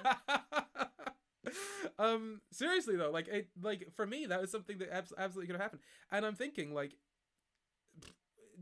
if this was something that, like, I feel comfortable saying this because I don't give a shit, and also like I like the stuff that I have done inside of my life ultimately is really not all that bad, like in that I have grown and shit. So Yeah. if there is no option for being redeemed, if you don't need to be forgiven, if you will always be the awful person that you were, then what on earth is the point of putting in the effort to do that if there is no benefit to you? And like, yeah, sure, like it's for the good of other people, it's for the betterment of society, but it's when you're falling down those pipelines, when you're falling into that sort of like falling down that rabbit hole, that is not clear to you, right? If there is not a personal incentive to do it, then there is no point in doing it. What is the point of like bettering myself if when I tried to do that, they still hated me anyway? Like a lot of these people that end up like, you know, heading towards alt-right figures, it's the reason, and like, you know, people like fucking Blair White and shit, they are people that are lonely, that feel like disengaged, disenfranchised, like sort of separate from others, right? Like fucking lonely white, like lonely white guys that are like gaming nerds and stuff. There's a reason a lot of them end up being right, like very like far right. It's because these guys are like losers. No offense, I was one of them. Not all white, but you know, I was all right. Like they're losers. Sorry, go on. Yeah. No, I was just gonna say, like, I think that also, like, I don't think that it's just that, like, oh, everyone on the left is like thinking about the greater good and like blah blah blah. I also think it's like it's something that gets validated by the group that you're in. So if you are someone who is like, it's cool to be have particular political views or care about particular things, like you're going to get that positive reinforcement when you do it. And then also I think there's probably a lot of like very angsty teenagers who actually get quite a kick out of being really different from their parents and like really rebelling against the conservative ideas that their parents hold and being like, you don't understand, you like this, like blah, blah, blah, blah. I genuinely consider myself like extremely lucky that I was raised in the house I was raised in. Like my parents have like always been very like kind of ethically left wing, I guess would be the way of phrasing it. Like they're very anti like sexism, anti homophobia, anti racism, like from the moment that I was born. And so I definitely know that I'm like advanced in my kind of like processes of figuring this all out and thinking about it complexly than them, in part because they like have no reason to, right? Like they're two like heterosexual white people who both like came from kind of working class backgrounds, but like have through their like careers gotten themselves into the middle class zone, and therefore like that's kind of their, like they know that that's where their children are going to be living as well, like, and be situated. And so I looking at old school reports is really funny because I clearly have like a strong like independent passion for this as well. Like it was with my parents, it was very much just like a background thing. It wasn't necessarily like, here are some woke books to read at your crib, Rowan, who's age 2. Like it was just kind of in the background, like not really like brought attention to, but always like just simmering around like sort of family ideals. And I was very clearly in like these school reports, and it's like Rowan has some very strong opinions about the world. And that was like something I was really passionate about. I was like doing kind of queer campaigning stuff before I knew I was gay. It's always a clue. But I'm like, why do you care so much? Yeah. I know, right? Like, why do I give a shit? I was like, because my brother's gay, and now I'm like, oh, that can be true while you are also gay. But it's very my dad, when he found out that I was a lesbian and my brother was gay and my other brother was straight, I have a younger brother, and he said to me, when I came out, he was like, Rowan, question, do you think do you think Elliot could be bisexual? And I was like, he's not said anything to me. Like, maybe, yeah. I mean, he's like what, like 14 now? Like, yeah, maybe. Why has he said something to you? And he's like, no, it's just that if he was, I basically have one of each. And I was like, oh my god, you can't. Incredible dad joke, father, but like not necessarily the You can make it to me, because I get that you're woke, but like maybe don't announce that during a meeting of lesbians you've never met before. But he, like, I'm under no illusion of the fact that if I had been raised in a household that was racist, I don't know if I'd be racist. Like realistically, if I don't know whether I would have the critical thinking skills or the like self-awareness or the like thoughtfulness or the experiences with people who aren't white, like within the environment I was in, or like I don't know. Yeah. And no one does, right? Like I don't think anyone can. I don't necessarily believe anyone who says to me, "Oh yeah, if I was raised in this particular place that's different from how I was raised, or if I was exposed to this thing rather than this thing, oh, I know that I would have definitely." Unless it's someone who's been through that, who has like taken themselves out of like, and unless you've escaped the Westboro Baptist Church, like I don't know whether you can actually say that about yourself with full confidence, because our like way of looking at the world is so influenced by our upbringing and our background and our like, you know, the culture that we're raised in, that it is really difficult. And so I feel like I can't judge anyone for believing that the things that the people who love them from when they were born, they were told are true, for believing that. Like I totally understand that, and I think that it's useful. Like it's not the job of everyone, and not everyone is going to want to do it, but I do think that in social justice movements there probably should be a contingent of people who are interested in talking to people who don't already agree with you, who are people who maybe need to be like, who are either doing harm to the community directly or just aren't educated enough about what is going on in the world. And like that should be part of the conversation, rather than being like, they'll get there on their own, we don't care about them, and if they don't, they're evil people, we shouldn't care about them. I'm like, there feels like there needs to be some kind of concerted effort, because for the grace of God, go us. Like that could easily have been one of us.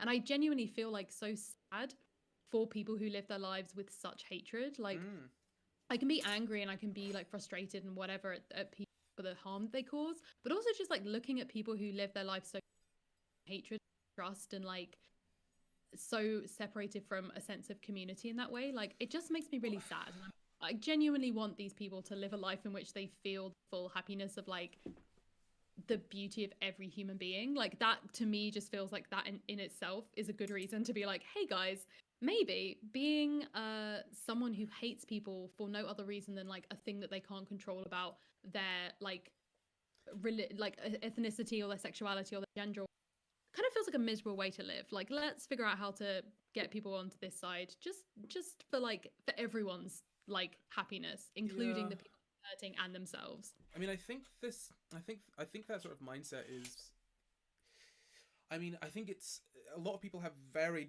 different sort of ways of viewing the world than, I mean, you and I do. I mean, and listening to, I think one thing that's been interesting to me is listening to debates, listening to debates and hearing people that are very much racist eugenicists explain why being a racist eugenicist is good.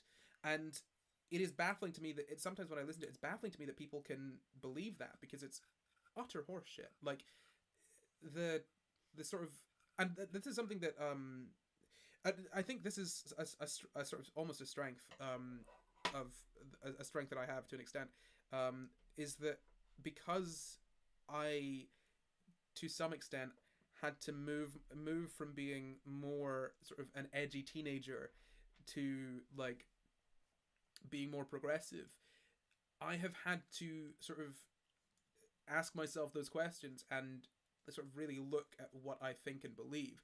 And I've tried to continue doing that. Obviously, I think that's something that we should all be trying to do at all times, like sort of growth and change, and assessing our ideas and seeing where they come from and whether they're useful or helpful or good or harmful. And I think, oh gosh, I just lost my train of thought for a second. Hold on, let me get back. So I think that like that having that, like when when I like sort of watch these people that are discussing this and they have such different worldviews and they're using all these explanations, I really, what it often makes me do is look and think, well, okay, from this perspective, from my perspective, these people are always twisting facts, right? Often, whenever like even the strongest sort of right wing or far right political speaker, or like talking head or pundit or whatever, even the strongest one can be taken down by facts, like by really getting into the facts. And when they say they've got facts, often it turns out that there's been some twist with the data, someone's been playing with it in some way. And one of the easiest ways to talk them down is by saying this is factually what has happened. And so if from that view, it's very easy to feel like you're on the right side. And because it feels so easy to be on the right side, I'm constantly asking myself, well, how do I know I'm on the right side? Like, how do I know that I'm not just being fed like the facts aren't being twisted for me? And I think that's really important. But ultimately, every single time I do that, I feel like I end up coming to the conclusion of like, this, no, they are just that wrong.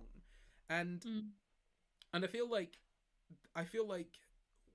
because a lot of people on the left, like a lot of like sort of left wing and far left people or progressive people, because they have this sort of view of like, well, we are in the right, we are the ones that don't hate others, we are the ones that blah blah blah. It's like, oh, we're better than them.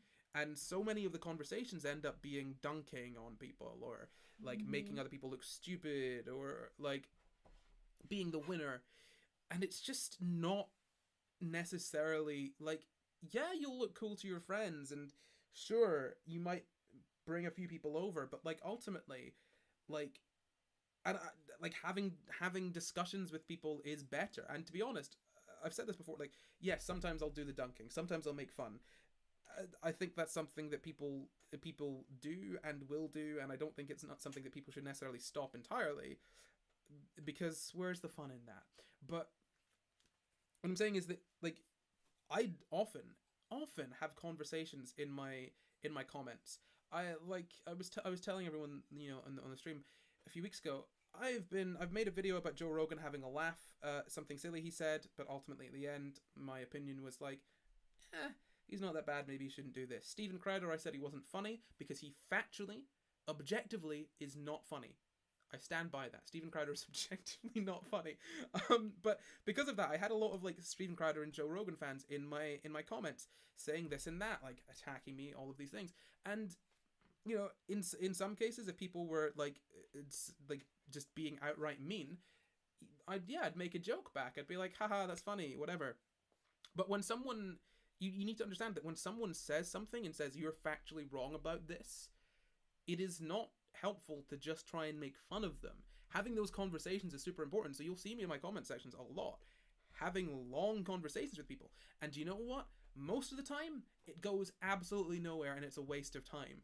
But the few times when someone has reached some kind of understanding with me, that makes it all fucking worth it. And don't get me wrong, I've wasted so much time like talking to people that like you talk them into a corner. And there was one actually particularly on my video with her. You guys all know who I'm talking about, the turf. I don't want to say the name, lest she appear. For Beetlejuice. Yeah. So there was one sort of girl in the comment section, one woman in the comment section, who was mixed race and saying, oh well, this person isn't racist. And so I had this long conversation with her because what she was saying was like factually like not true, and like she presented herself as someone who cared about sort of like the logic and facts of it. And by the end of the conversation, we got nowhere. She basically outright said, no, but I still think what I think. Yes, you're right on this. Yes, you're right on that. No, I can't disagree with you in any way on what you're saying, but I still disagree with you. But here's the thing. Sorry, right. just two. No, two go things. for it. And the thing is, I felt very vindicated because I saw her do the same thing with, I mentioned Riley Grace Rashong earlier. She went on stream with Riley Grace Rashong, had a debate, I'm pretty sure, and the exact same thing happened where she basically was talked into a corner, and not in a, for me at least, not in a combative way necessarily, just being like, well, here's point, counterpoint, point, counterpoint. She's back, like, talked into a corner where she basically had to drop all of her positions, but still maintained that like her sort of thesis. She was like, well, I still believe what I believe, even though you've shown me that all of the things I use to support it are not true. And while that was an absolute complete waste of time for me personally trying to change her mind, anyone that agrees with her, anyone that agreed with those points that she had and saw that conversation, saw me being polite, saw me explaining my points, and there is a solid chance that that could change their mind, right? Like, and the same goes for the Riley thing with Riley Grace Rochon when she had that conversation with her.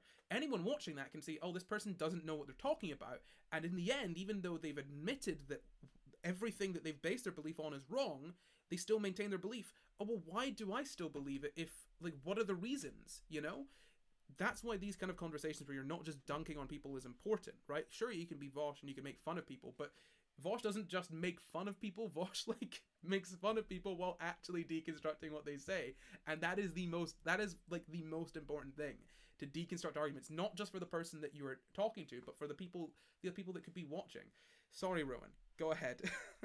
No, I was just going to say, like, something that I think is really useful to think about when just as maybe like a little pep talk to people who have been like, I'm talking to a brick wall, this person is not listening.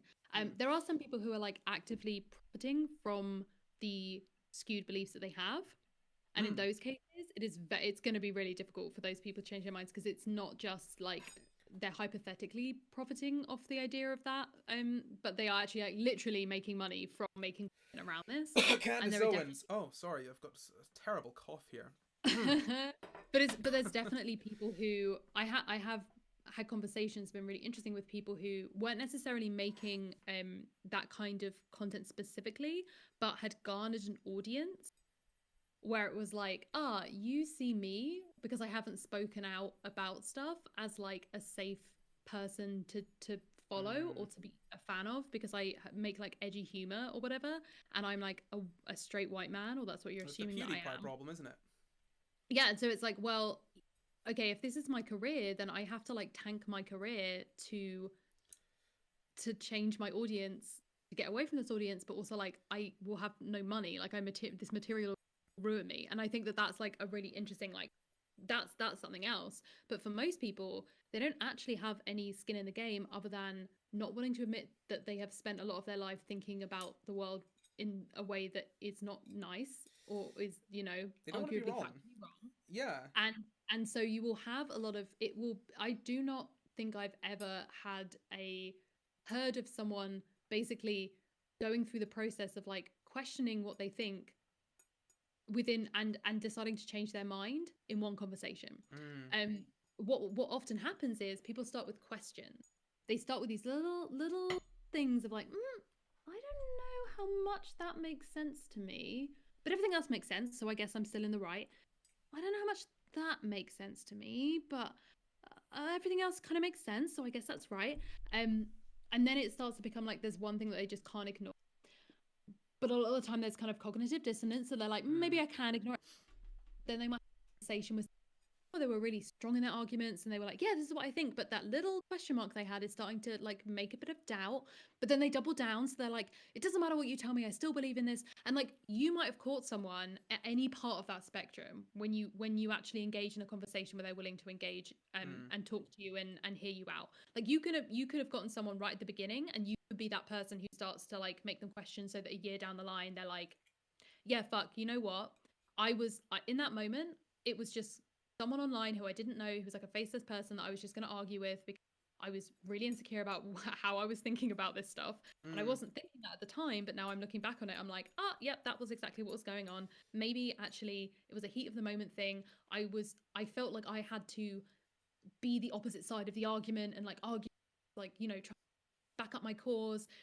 And I think that like ultimately what happens is there's just like hundreds of different moments in which their worldview starts to be proven wrong once a little chip has started to be chipped out, a little question or a little like a situation or a confrontation or something happens, and they're like, yeah, maybe this isn't exactly true what's happening. And like I've read a lot of and like watched and kind of listened to a lot of accounts of people who have like very drastically changed from what they've been brought up with to believe something totally different.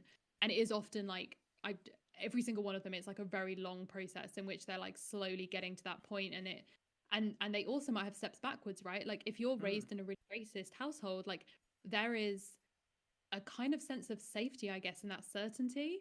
And so you can start to have these questions, but then you can have one confrontation with someone who's black, and suddenly it enforces all of those safe opinions that you used to have, and all of those voices of the your parents and the people who said that they loved you, telling you all this stuff as if it was a fact. And whereas someone else would like who isn't born in that kind of situation and hasn't been raised with that mindset might have a confrontation with a black person, and it's just a confrontation with someone. Like they tell that story and be like, yeah, it was this guy and he was like an absolute asshole in the queue and like pushed in front of me, and it isn't indicative of like all black people, but because of Mm. the lens someone is viewing it through. And so it's a very like gradual process in which I don't necessarily think that there's any a conversation might feel like you're all, but like potentially it is just one conversation that eventually will like lead to a bigger change. Yeah, I mean that's yeah, absolutely, definitely. I think it's in. I think one thing you mentioned there is really is was really interesting. Is that you said all those opinions that were sort of I think safe or comfortable. Mm. I think what is what is terribly interesting about a lot of a lot of sort of progressive takes is that they are uncomfortable, right? And Mm. they are not the same kind of uncomfortable as sort of alt right or neo Nazi takes. Like those takes are uncomfortable in the sense that oh, it's uncomfortable that these people are messing us up. They need to Mm-hmm. stop. Whereas I feel like with a lot of sort of with sort of more progressive takes, there is the aspect of these people need to stop, but also in a like because when you look into intersectionality, oh, I need to stop too. I can't Yeah. I can't be progressive, right? And think, well, as a man, it's all I can't sit here and be like, oh, it's all men's fault, but also it's not mine. Like Yeah. for me to do that sort of progressive thing, I need to be like, oh Jesus. Well, now I need to not be sexist. Gosh darn it, which is uncomfortable. Like it is terribly uncomfortable every day to avoid sexism because oh boy. No, I'm joking.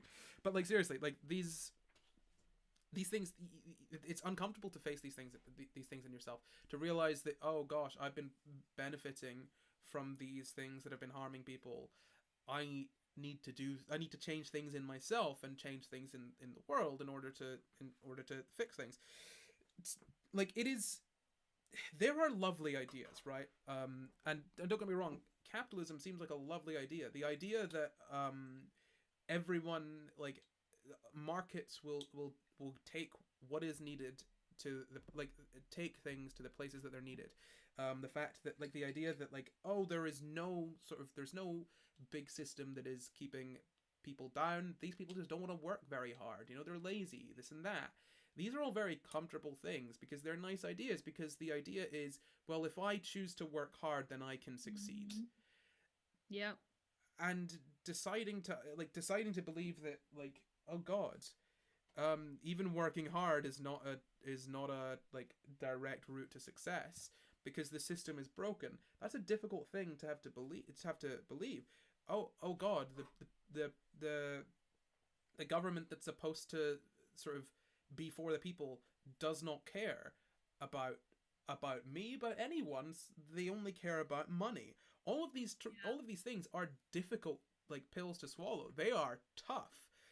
Like I mean speaking of difficult pills to swallow, look at all the like alt right like neo-Nazi transphobes, all that sort of stuff, who use red pilled as a like as a sort of phrase whilst simultaneously hating both of the both of the writers both of the creators of the Matrix for being Mhm. trans and denying that the Matrix is a trans story. Like that is like for them it's an uncomfortable thing, and like people will want to go towards comfort. And I feel like a lot of progressive ideas are deeply uncomfortable. Like, Yeah. look at Bo Burnham, man. Look at Inside. I don't know if you've seen it, Rowan, but I was watching it the other day, and this comedy special had me feeling incredibly low for about 30 minutes during it, because I was like, oh gosh, what about when the next, and this wasn't even what Bo Burnham brought up specifically, I was like, what about when the next pandemic happens? What about global warming? What about all of these things? I would love to just believe that global warming doesn't exist. I would love to believe that the pandemic has been blown out of proportion and it's actually a lie. I would love to believe all of these things, but I can't, unfortunately. I found some really interesting things, most of which didn't make it into the eventual video that I just made, around things like kind of different people's different beliefs and conspiracy theories and like stuff like that, and like how people arrive at them. And what's really interesting is, like, for the most part, a lot of people have exactly the same concerns. It's just that what they blame for those concerns is different. Yeah. Like, fundamentally, there's like people concerned about income inequality, for example, right? There'll be some people who will be like, well, that's capitalism, and like that's kind of what we're worried about. But then there'll be other people who are very much like that Steinbeck quote about the idea that like socialism kind of hasn't really taken hold in America because people consider themselves to be just like temporarily embarrassed millionaires. Yes, it's like, love that one. Like, yeah. I'm meant to be a millionaire. Like, this is just, it's a thing that's going to happen for me. It's just awkward right now because I'm not quite there, but like it is going to happen. And so it's a really like, yeah, it's one of those things where you just you come from the same point of view, you come from the problem, but it's just who has offered you the right solution. And it is extremely difficult to counter misinformation once it has been sown. Extremely difficult. So there's been a lot of studies around vaccine misinformation, like over the years, but obviously they're specifically more relevant at the moment. And the idea was like, you can counter misinformation if someone has already been educated before they get the misinformation. Like, it's much harder to kind of do it the other way around. And that's like obviously pretty worrying. But there's also a really interesting thing around like trying to argue with facts about, especially to someone who's been pulled conspiracy theories, because there is this insane stat which I love, which is that an individual person who is more likely to believe in conspiracy theories is more likely to believe other conspiracy theories which directly contradict the first conspiracy theory. So, for example, if you believe that Diana was murdered, you are also, as an individual, not like as a collective, right? It's as an individual, you are also more likely to believe that she's still alive. I mean, you cannot argue with logic there. Like, at that point, you cannot, however many facts you spout, like, that is not going to be the way to win someone round, because the facts do not mean anything at that point. And so, yeah, it's a really weird, like, area of science that, like, I think previously had been reasonably fringe because your access to different information and conspiracy theories was more fringe. But now is like, oh, you can just get that easily on your For You page on TikTok, and it is presented in the same format, in the same way, with the same kind of person that has you about something completely benign and factful, and you have no way of knowing that there's a difference between those things. I just need to that is incredibly true. I just need to quickly say this. Stop getting you should be getting no science information from TikTok unless I am not kidding. No, you laugh. I am not joking. I am not. The number, if you're not a patron of Sci Guys, you do not know this. I have done a number of patron bonus episodes about misinformation about scientific sort of studies on TikTok. And the thing is, like, we've made mistakes on Sci Guys, right? We have done. When we're made aware of those, we try to make it clear where we've gone wrong.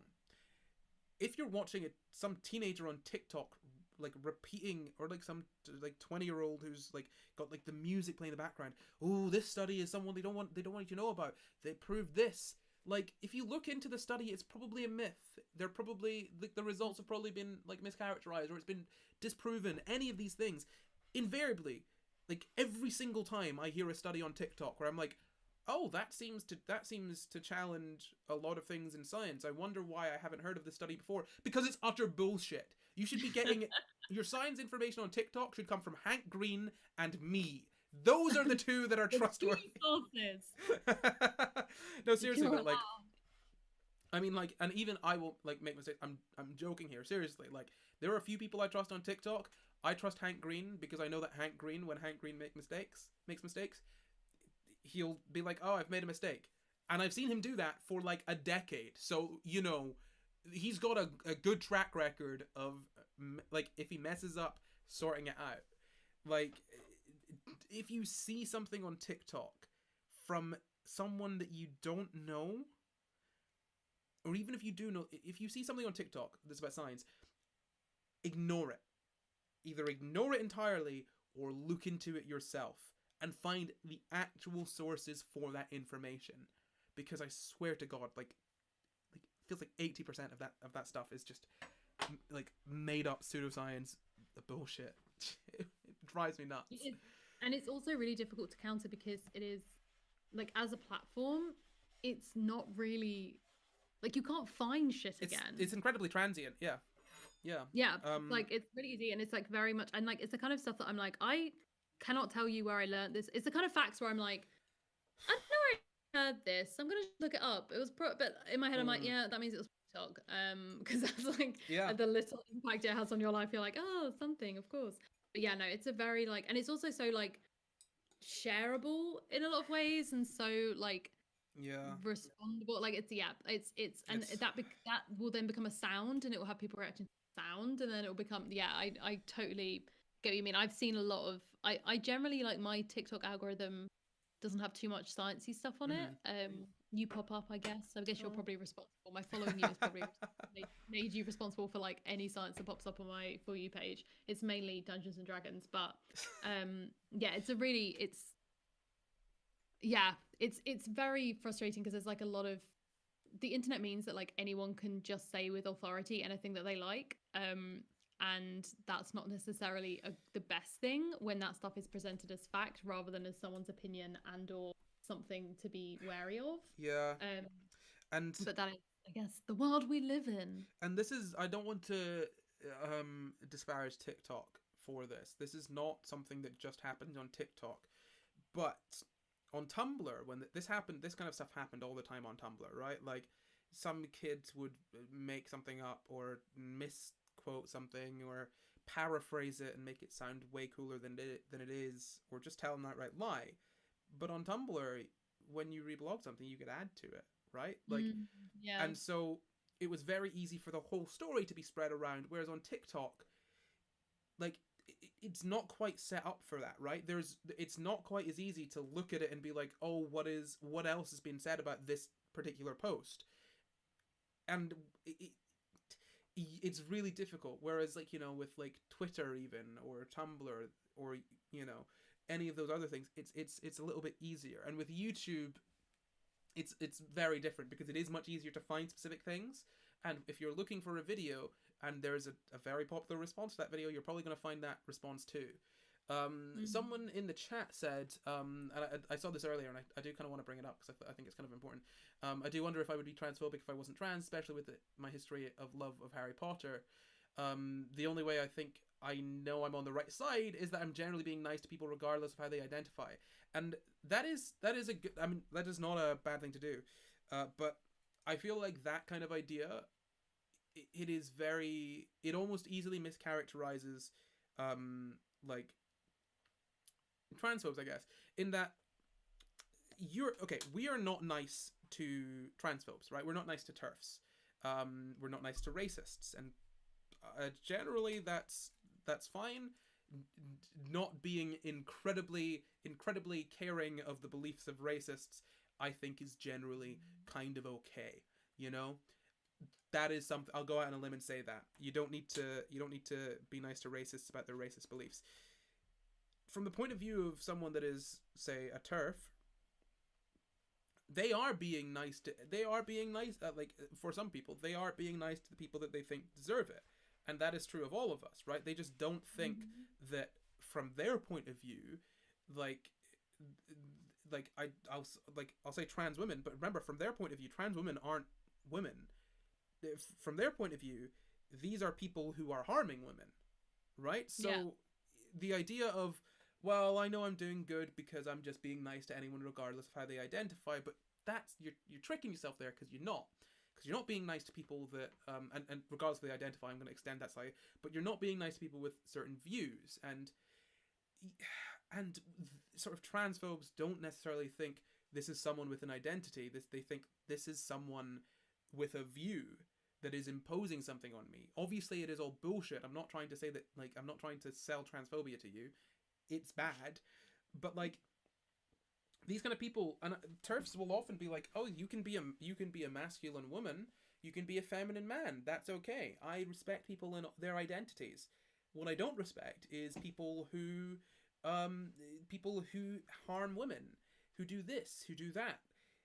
So if you're kind of like benchmark for, oh, I treat people nice regardless of how they identify, if that's your benchmark for sort of like knowing you're on the right track, that is a benchmark that is easy, that is like makes it easy for transphobes to get their hooks in. Because a lot of feminists, like, that's why TERF is a thing. We use TERF and transphobe almost interchangeably now, which is it's a completely separate conversation. But like, the reason that TERFs are radical feminists is because a lot of radical feminists or a lot of feminists can just be pulled in by that, because it's so easy. It is so easy for them to do that. And even people like radical feminists can be incredibly progressive, but like, it's so easy to pull them down into being TERFs. It is, because they think they're doing right, and they're not assessing like the sort of morals of their actions appropriately. And not to harp on you there, Matt, but like, that kind of idea of like, oh yeah, so long as I'm treating everyone like this, it is one of those mindsets that makes it so easy for people to pull you down the wrong path. Yeah, it's like, very much, I genuinely don't think anyone, apart from like a very scarce few people, do something because they think it's the wrong thing to do. Like, they're doing whatever they're doing because either they think it's the right thing to do, or they think it's wrong and they do it anyway. People don't do it because it's the wrong thing to do. And so like, it can be really kind of feel really obvious from one person's point of view, like, oh, they're doing the wrong thing, therefore they must just like, I think they imagine in their heads the person's like cackling and like steepled fingers and like, ha ha ha, I shall be a villain today. And I'm like, no, they can be just as righteous, just as like, you know, feeling like they're driven by morality as anyone on any side of the political spectrum. It's just that their like framework of the world and their lens they're viewing the world through, and who is good, who is bad, who is like needing protection, who is, you know, is different. And you can just basically play Mad Libs and like replace everyone's views with a different, you know, nouns, and it becomes someone else's views, but it's the same kind of thing at the end of the day. That they would say that they're protecting people, or that they're, you know, doing it for the greater good, or for their, you know, anything you could say could be said by anyone on any political spectrum, pretty much. It's just the way that they frame it is different. Because you're completely right. There's like, it's very easy to, and oftentimes it is like a massive appeal, like a lot of right-wing rhetoric is a massive appeal to innocence, right? It's like often the arguments will be about protecting people and being kind and being nice, and like, you know, especially that's why a lot of the like think of the children arguments come from that kind of political area of the spectrum, is because they very much are like weaponizing the idea of like innocence and, you know, that kind of thing, in a very similar way. It's very interesting because like also like, for some people it might be a deliberate tactic, but for a lot of people it's like genuinely what they believe. It's like, with no kind of cynicism whatsoever, they wholeheartedly believe that they are protecting children, or they're, you know, protecting women. And like, for them it's like, well, if you're against this, then you must be an awful person, which is not necessarily helpful in a lot of ways, but is useful to know like, what, okay, well, in that case, like, who is in danger of being pulled into this mindset if that's the argument that's being used. And also, how do you persuade people that you don't have to give up your like wanting to protect people to change your mind about trans people? Like, those two things can coexist, and knowing that information is really important, rather than just seeing it as like, oh, I have to get these people to care about other people, that's my mission. It's like, no, they care about other people, they just are doing it in a different way, and with different, like, the villains in the story are different, and that's kind of probably more useful in the long run to kind of counter that. Yeah, that's really true. I mean, this is the thing. I mean, so when I talk about TERFs, I spent quite a bit of time sort of debating TERFs in this Facebook group for like trans right activists and TERFs. Um, hate the name TRA, by the way. Hate that because it automatically sets up every single person who thinks, hey, trans people are all right, as a trans rights activist, which is just ridiculous. Anyway, so in this Facebook group, it was basically it was very turf leaning, right? And while yeah, I wasted a lot of my time, like sort of with these debates with people that just flat out disagreed with me and could end any conversation by saying, "Well, you're a man, so like stop using your masculinity, like stop imposing your masculinity on us because we're women, you misogynist, whatever." Bear in mind, this is a group full of people. This was a group of people who I had seen one of them say that she basically like that she loved her sons, but she hated that they were boys because she knew that even regardless of what she taught them, they would still grow up to be men, and men are inherently misogynist. Like, this is the kind of turf we're dealing with. I'm not just talking about like transphobic women. I'm talking full on like radical feminist, like transphobes, right? And while you could say that like these sort of debates were a waste of time because it didn't change your minds, I think that it was very useful for me and very interesting to understand the mindset and where these people are coming from, because I feel like a lot of this is something that it's spoken about, and it applies to J.K. Rowling as well. A lot of TERFs, that ideology often stems from trauma, and I'm not even like, I'm not trying to sort of undercut it in any way, or like sort of my point is that a lot of that stems from trauma, and you can see it with a lot of them. There is trauma there with men, and so anyone they perceive as being a man or male is then a threat to them. And that's what I found really interesting about reading J.K. Rowling's bloody transphobe essay, that like she's so blatantly put out there that the reason that she was transphobic was because of trauma. And I think it's incredibly important and always like fairly interesting to understand where the people that disagree with you are coming from, like what their mindset is, right? Yeah. Like, because you've got Ben Shapiro, right, who just spouts utter bullshit, right? But like understanding what the best possible, like it's called steel manning, right? Like when you argue against the best possible argument of your opponent. Understanding the best possible argument that the people that disagree with you have is incredibly useful and incredibly interesting, because otherwise, like, if you don't know what you disagree with, how do you know like what it is that you actually agree with, right? Yeah, I mean, like, if you don't understand what you're against, how do you know what you're for? And I think it's something that a lot of people disregard. Like, people would be like, oh well, like TERFs are evil, so so let's, like, we disregard everything they say. Racists are evil, so disregard everything they say. And I'm not saying, oh, take it on board and consider it. Not at all. Like, what they're saying is wrong and it is harmful, but it doesn't hurt to understand it. In fact, it can only help, because if you understand it, then you know how to appeal to them, and you know where to sort of where the chinks in the armor are. And like ultimately, this kind of even comes back to what we were talking about before when it comes to like the kink at pride discourse. No one talking it, like, I mean, almost no one talking about kink at pride knew what the people that disagreed with them thought. They were arguing against, they were like it was all falling on deaf ears, because it was all like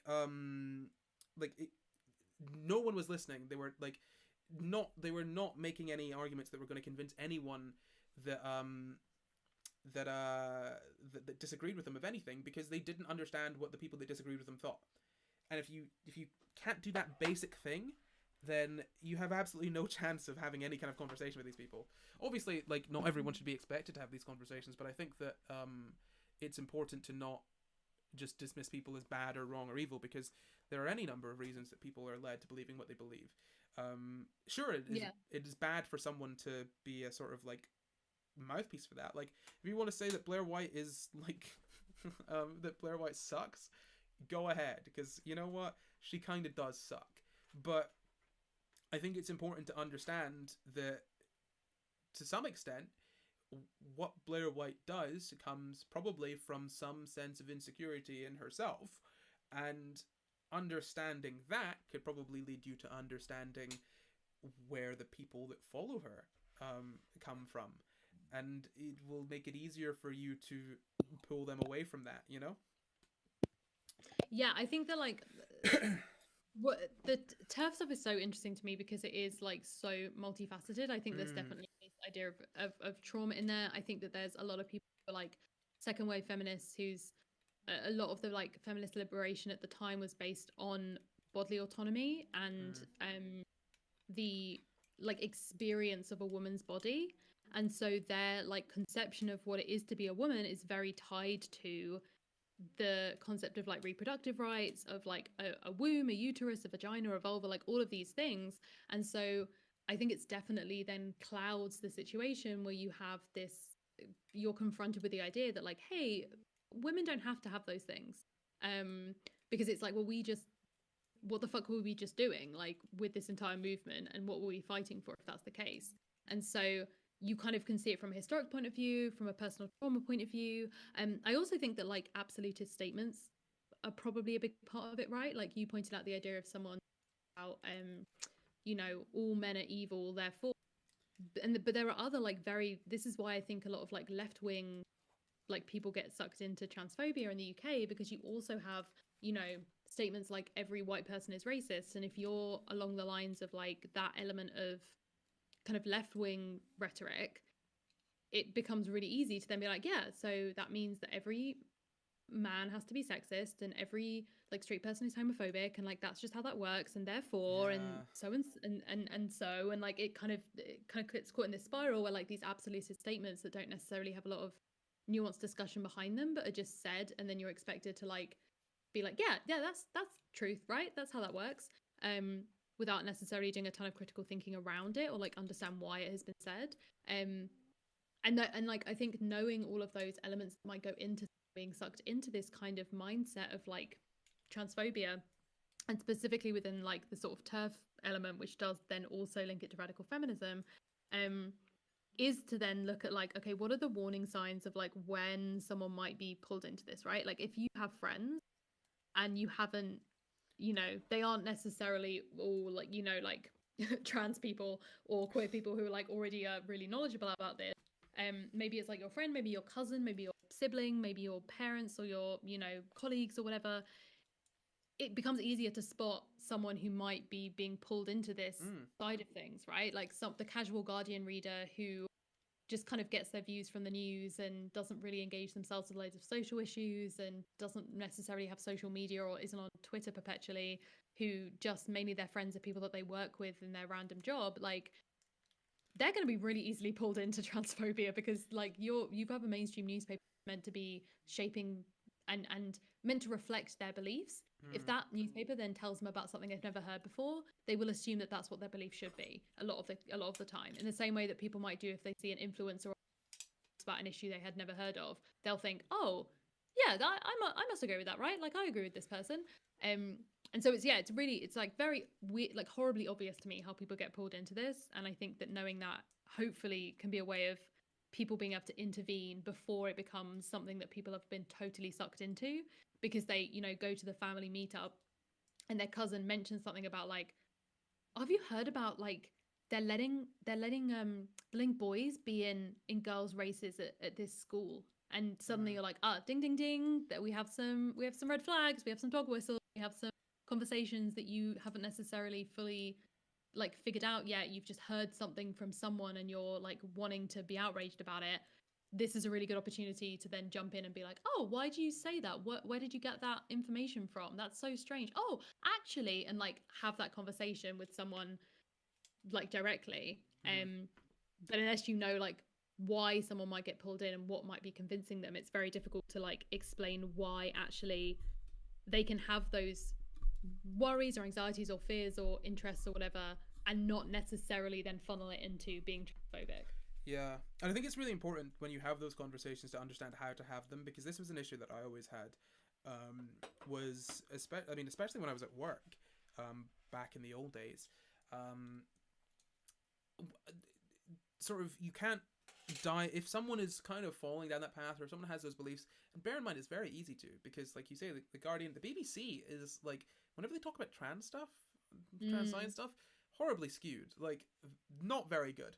But having, when you need to understand how to have these conversations, because if you go in guns blazing like, here is the deepest lore of trans people that I know, no, God no, that, like, it's the same as when you try to, if it's the same as like walking into a pub and trying to tell someone why communism would make like working in a pub better for them, right? Like that's it is not gonna work. They're gonna think you're some like fucking they're gonna think you're like crazy, right? Like they're not gonna want to listen to you.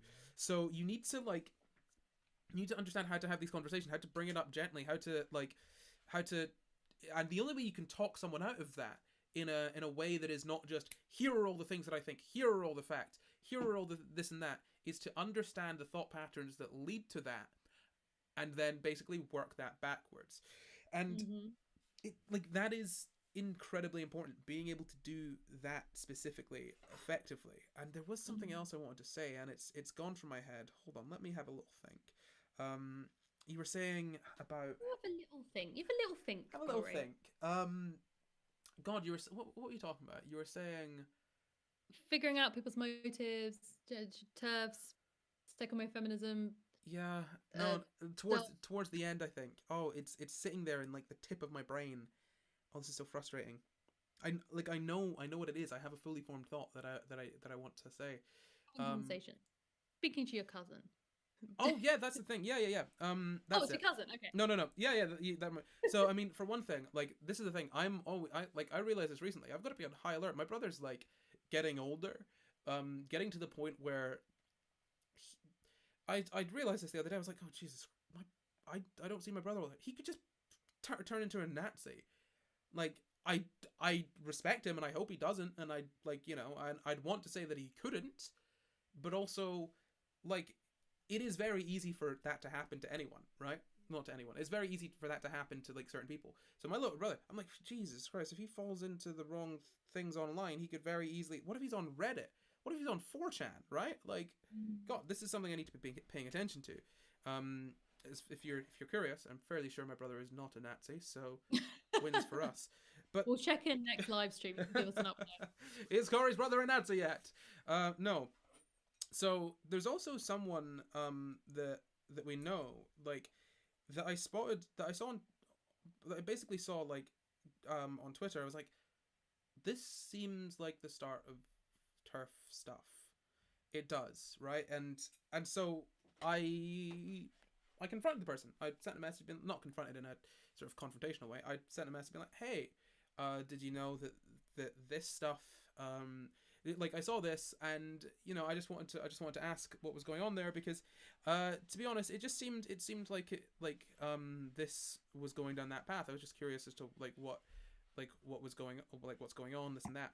And the conversation didn't really go anywhere, but like the fact is that you need to be prepared to, if you, like, with your peers, if you see any of that stuff, to be able to talk about it, to bring it up, to say, like, hey, I noticed that you sort of were like sort of tweeting this stuff.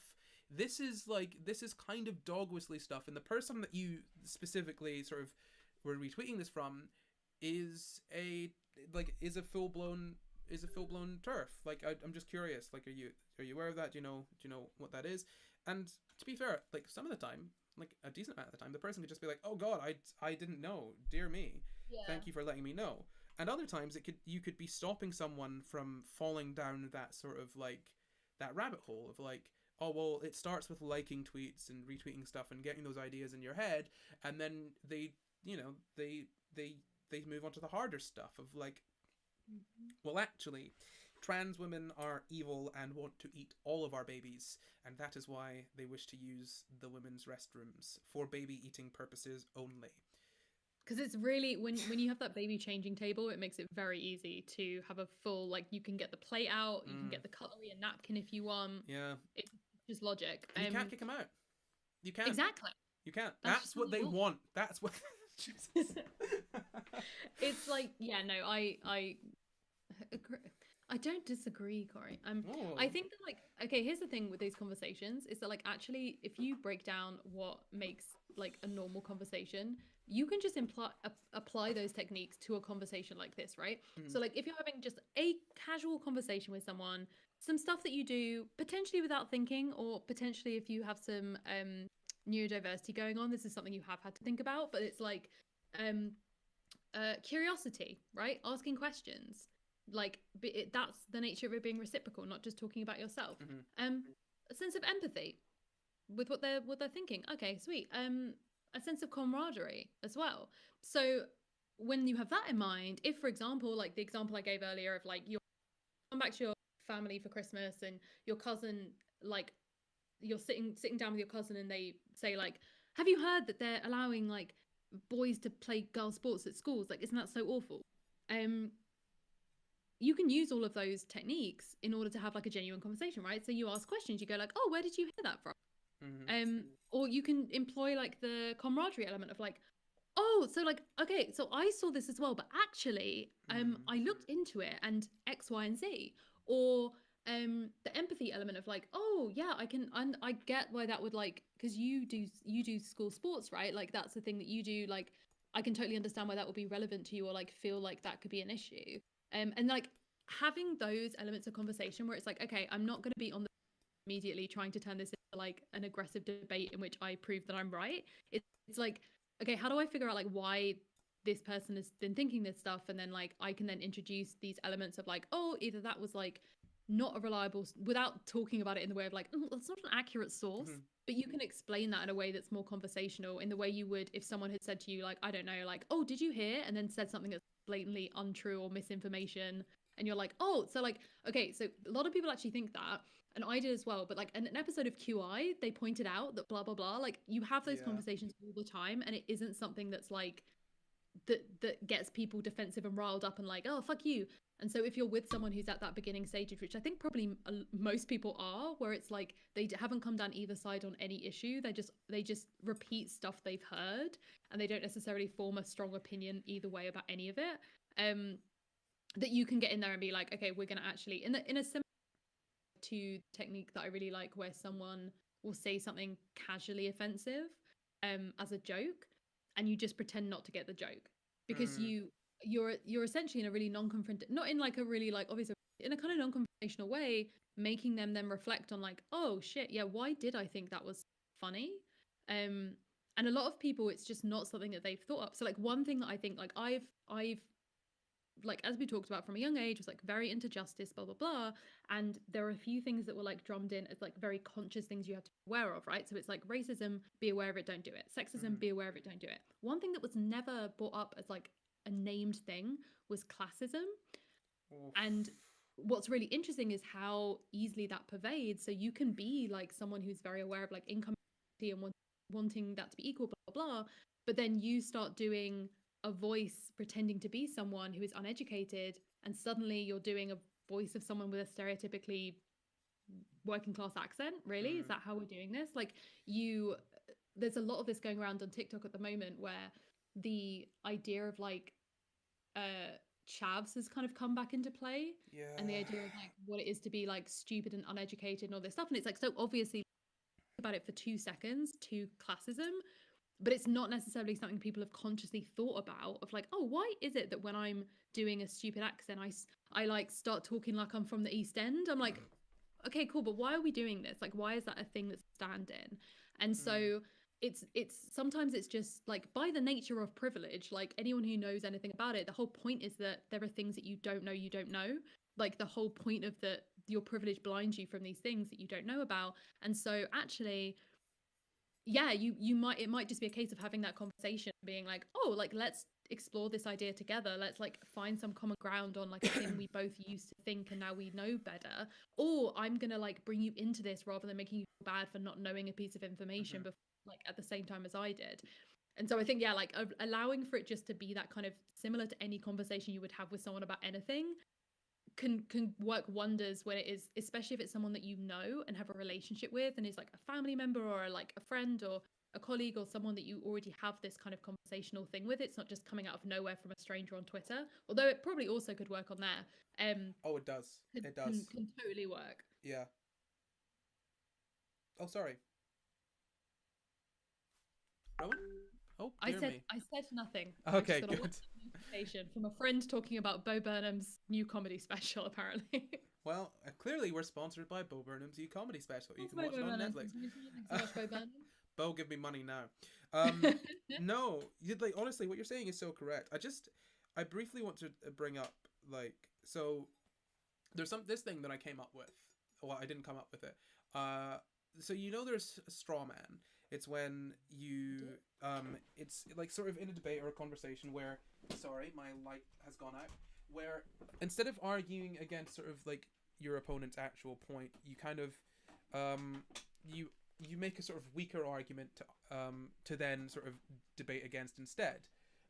Essentially, instead of like attacking the actual man, you attack a man made of straw, hence straw man, right? And there's also, like I mentioned it before, like earlier in the stream, steel manning, where you argue against the best possible version of your opponent's argument. I, on Twitter a little while ago, came up with the name wrong manning because this is something I see so incredibly often, where it's not a fake argument you've come up with or a weaker version of an argument that you've come up with to argue against. This is someone that you sort of agree with generally, who is making a very bad argument for the thing that you like sort of agree with, right? They are wrong manning because they're the wrong man for the job. And I feel like that so often happens in those kind of conversations where, and I see this happening in my comment section sometimes, where someone has said something and someone will come in and like try to rebut that, but they do a very, very, very poor job of it. And I just feel like the reason I'm saying this is because I feel like what Rowan, what you've been saying, what we've been saying about like how to have these conversations is so incredibly important, because a good conversation can do a little bit of good, as I said, like every little helps, but a really bad one can really cause more harm, I think, which sucks really. But no, I just think that it's really important to try and get good at having those having those conversations with individual people in a productive way. Like, I mean, I do this in my comment sections of like most of my videos. Like a lot of the time when I have the patience for it, I just try and be polite and nice.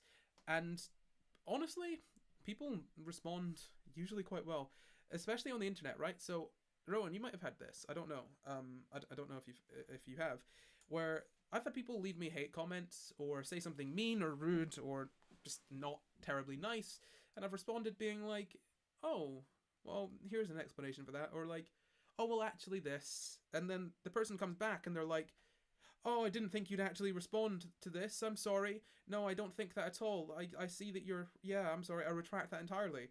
Like online, people like thrive on anonymity, and often as soon as they're challenged, they will concede because people like this sort of anonymity online makes people think that they can do and say whatever. Just want to check that Rowan's still on. Rowan, you still there? I am still there. Yeah. It's more Bo Burnham talk from the group chat apparently. Okay, no worries. I just did not know what that sound was. Yeah, no. So like that sort of anonymity makes people feel very safe in like basically saying whatever. And if you challenge them like gently, they could very, very easily be like, "Oh, I'm sorry." Whereas often, like if you come in and be like, if you make like some kind of snide remark, that could really push people like to basically go on the back foot and on the defensive.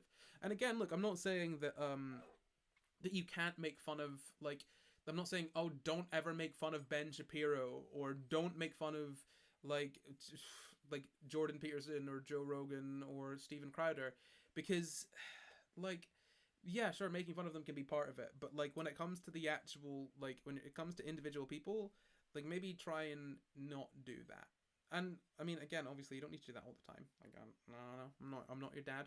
And God knows I would not be able to do That it you all the time. know of. That I know of. Oh my, no. I'm pretty sure I'm not anyone's dad.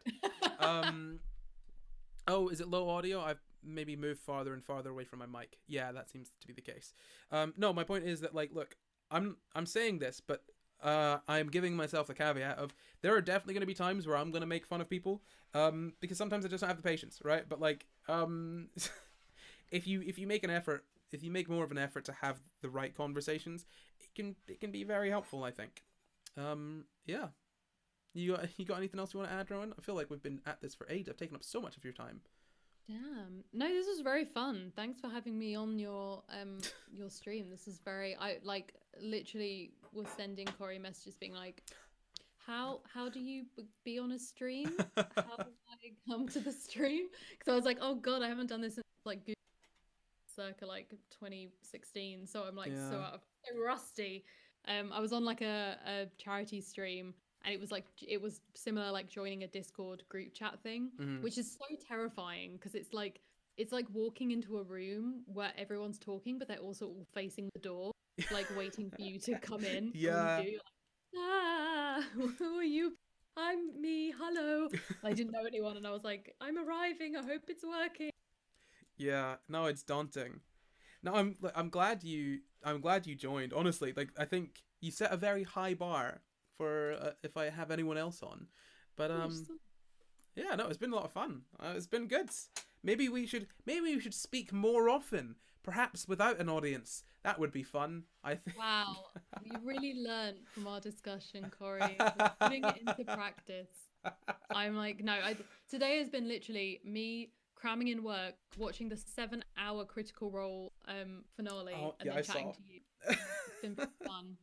Great. Look, I'm glad. Well, like honestly, Rowan, it's been really fun. Maybe perhaps I'll have you on again at some point in the future if you want to give me a few more hours of your life. But no, I'll let you go now. Thank you very much for joining us. Thanks. I'm gonna go to bed. Bye, everyone. Bye. Bye. Awesome. Cool. Well, let me just make sure I've hung up on Rowan. So, Discord is so weird. I was still on a voice call with Rowan, despite the fact that Rowan was not in that voice call. That call lasted 3 hours. Wow. Thank you very much, Rowan. Yeah, everyone, obviously, I'm sure you already know who Rowan is. Oh, that is not what I want people to see. Oh no. Oh no. Oh dear. Okay. There we go. Jesus Christ. Ignore that. Yeah, no, that was really fun. Thank you very much, Rowan, for joining. Like, I'm sure you all know Rowan. You can find. Jesus Christ, I'm losing it. I'm actually losing it. Yeah, if you don't know Rowan, Rowan is. You can find Rowan at Hey Rowan Ellis. I think on Twitter. Just type in Rowan Ellis on YouTube. Rowan is very good. Rowan's actually done a video today. In fact, you know what? I'll get the link to that video in the Discord chat. And once I'm finished streaming here, you can all go watch it, because gosh knows I will be watching it.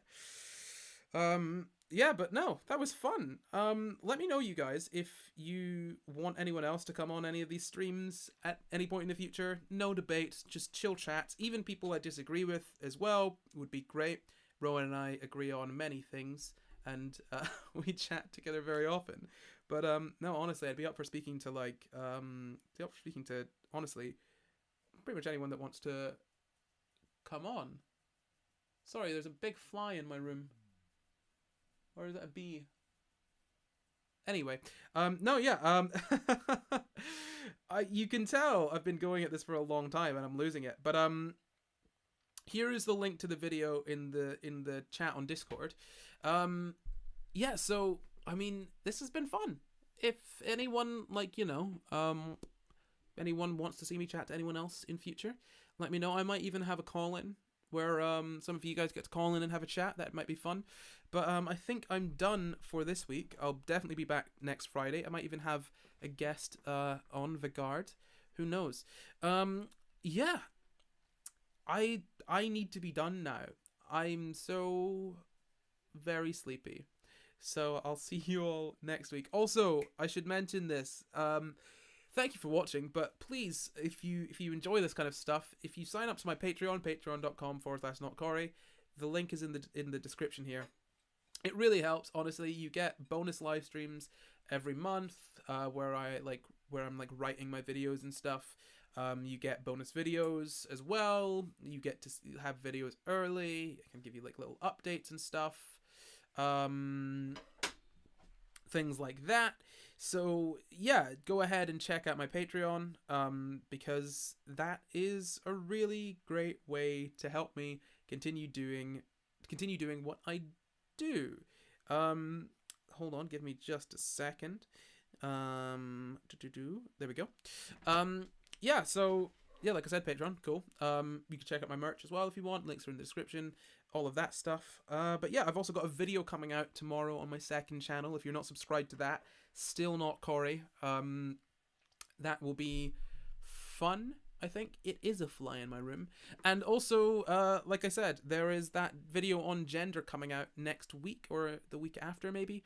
That I'm very, very excited about, and I'm very excited for everyone to see, so keep an ear out for that. But also, if you want to watch it right now, like I said, you can get it on my Patreon. You want me to stop plugging my Patreon? Who cares? I'm going to keep on doing it. This is my stream. But I think I am done, honestly, because, dear gosh, it has been quite some time. Thank you all very much for joining, and I will see you next week. Goodbye.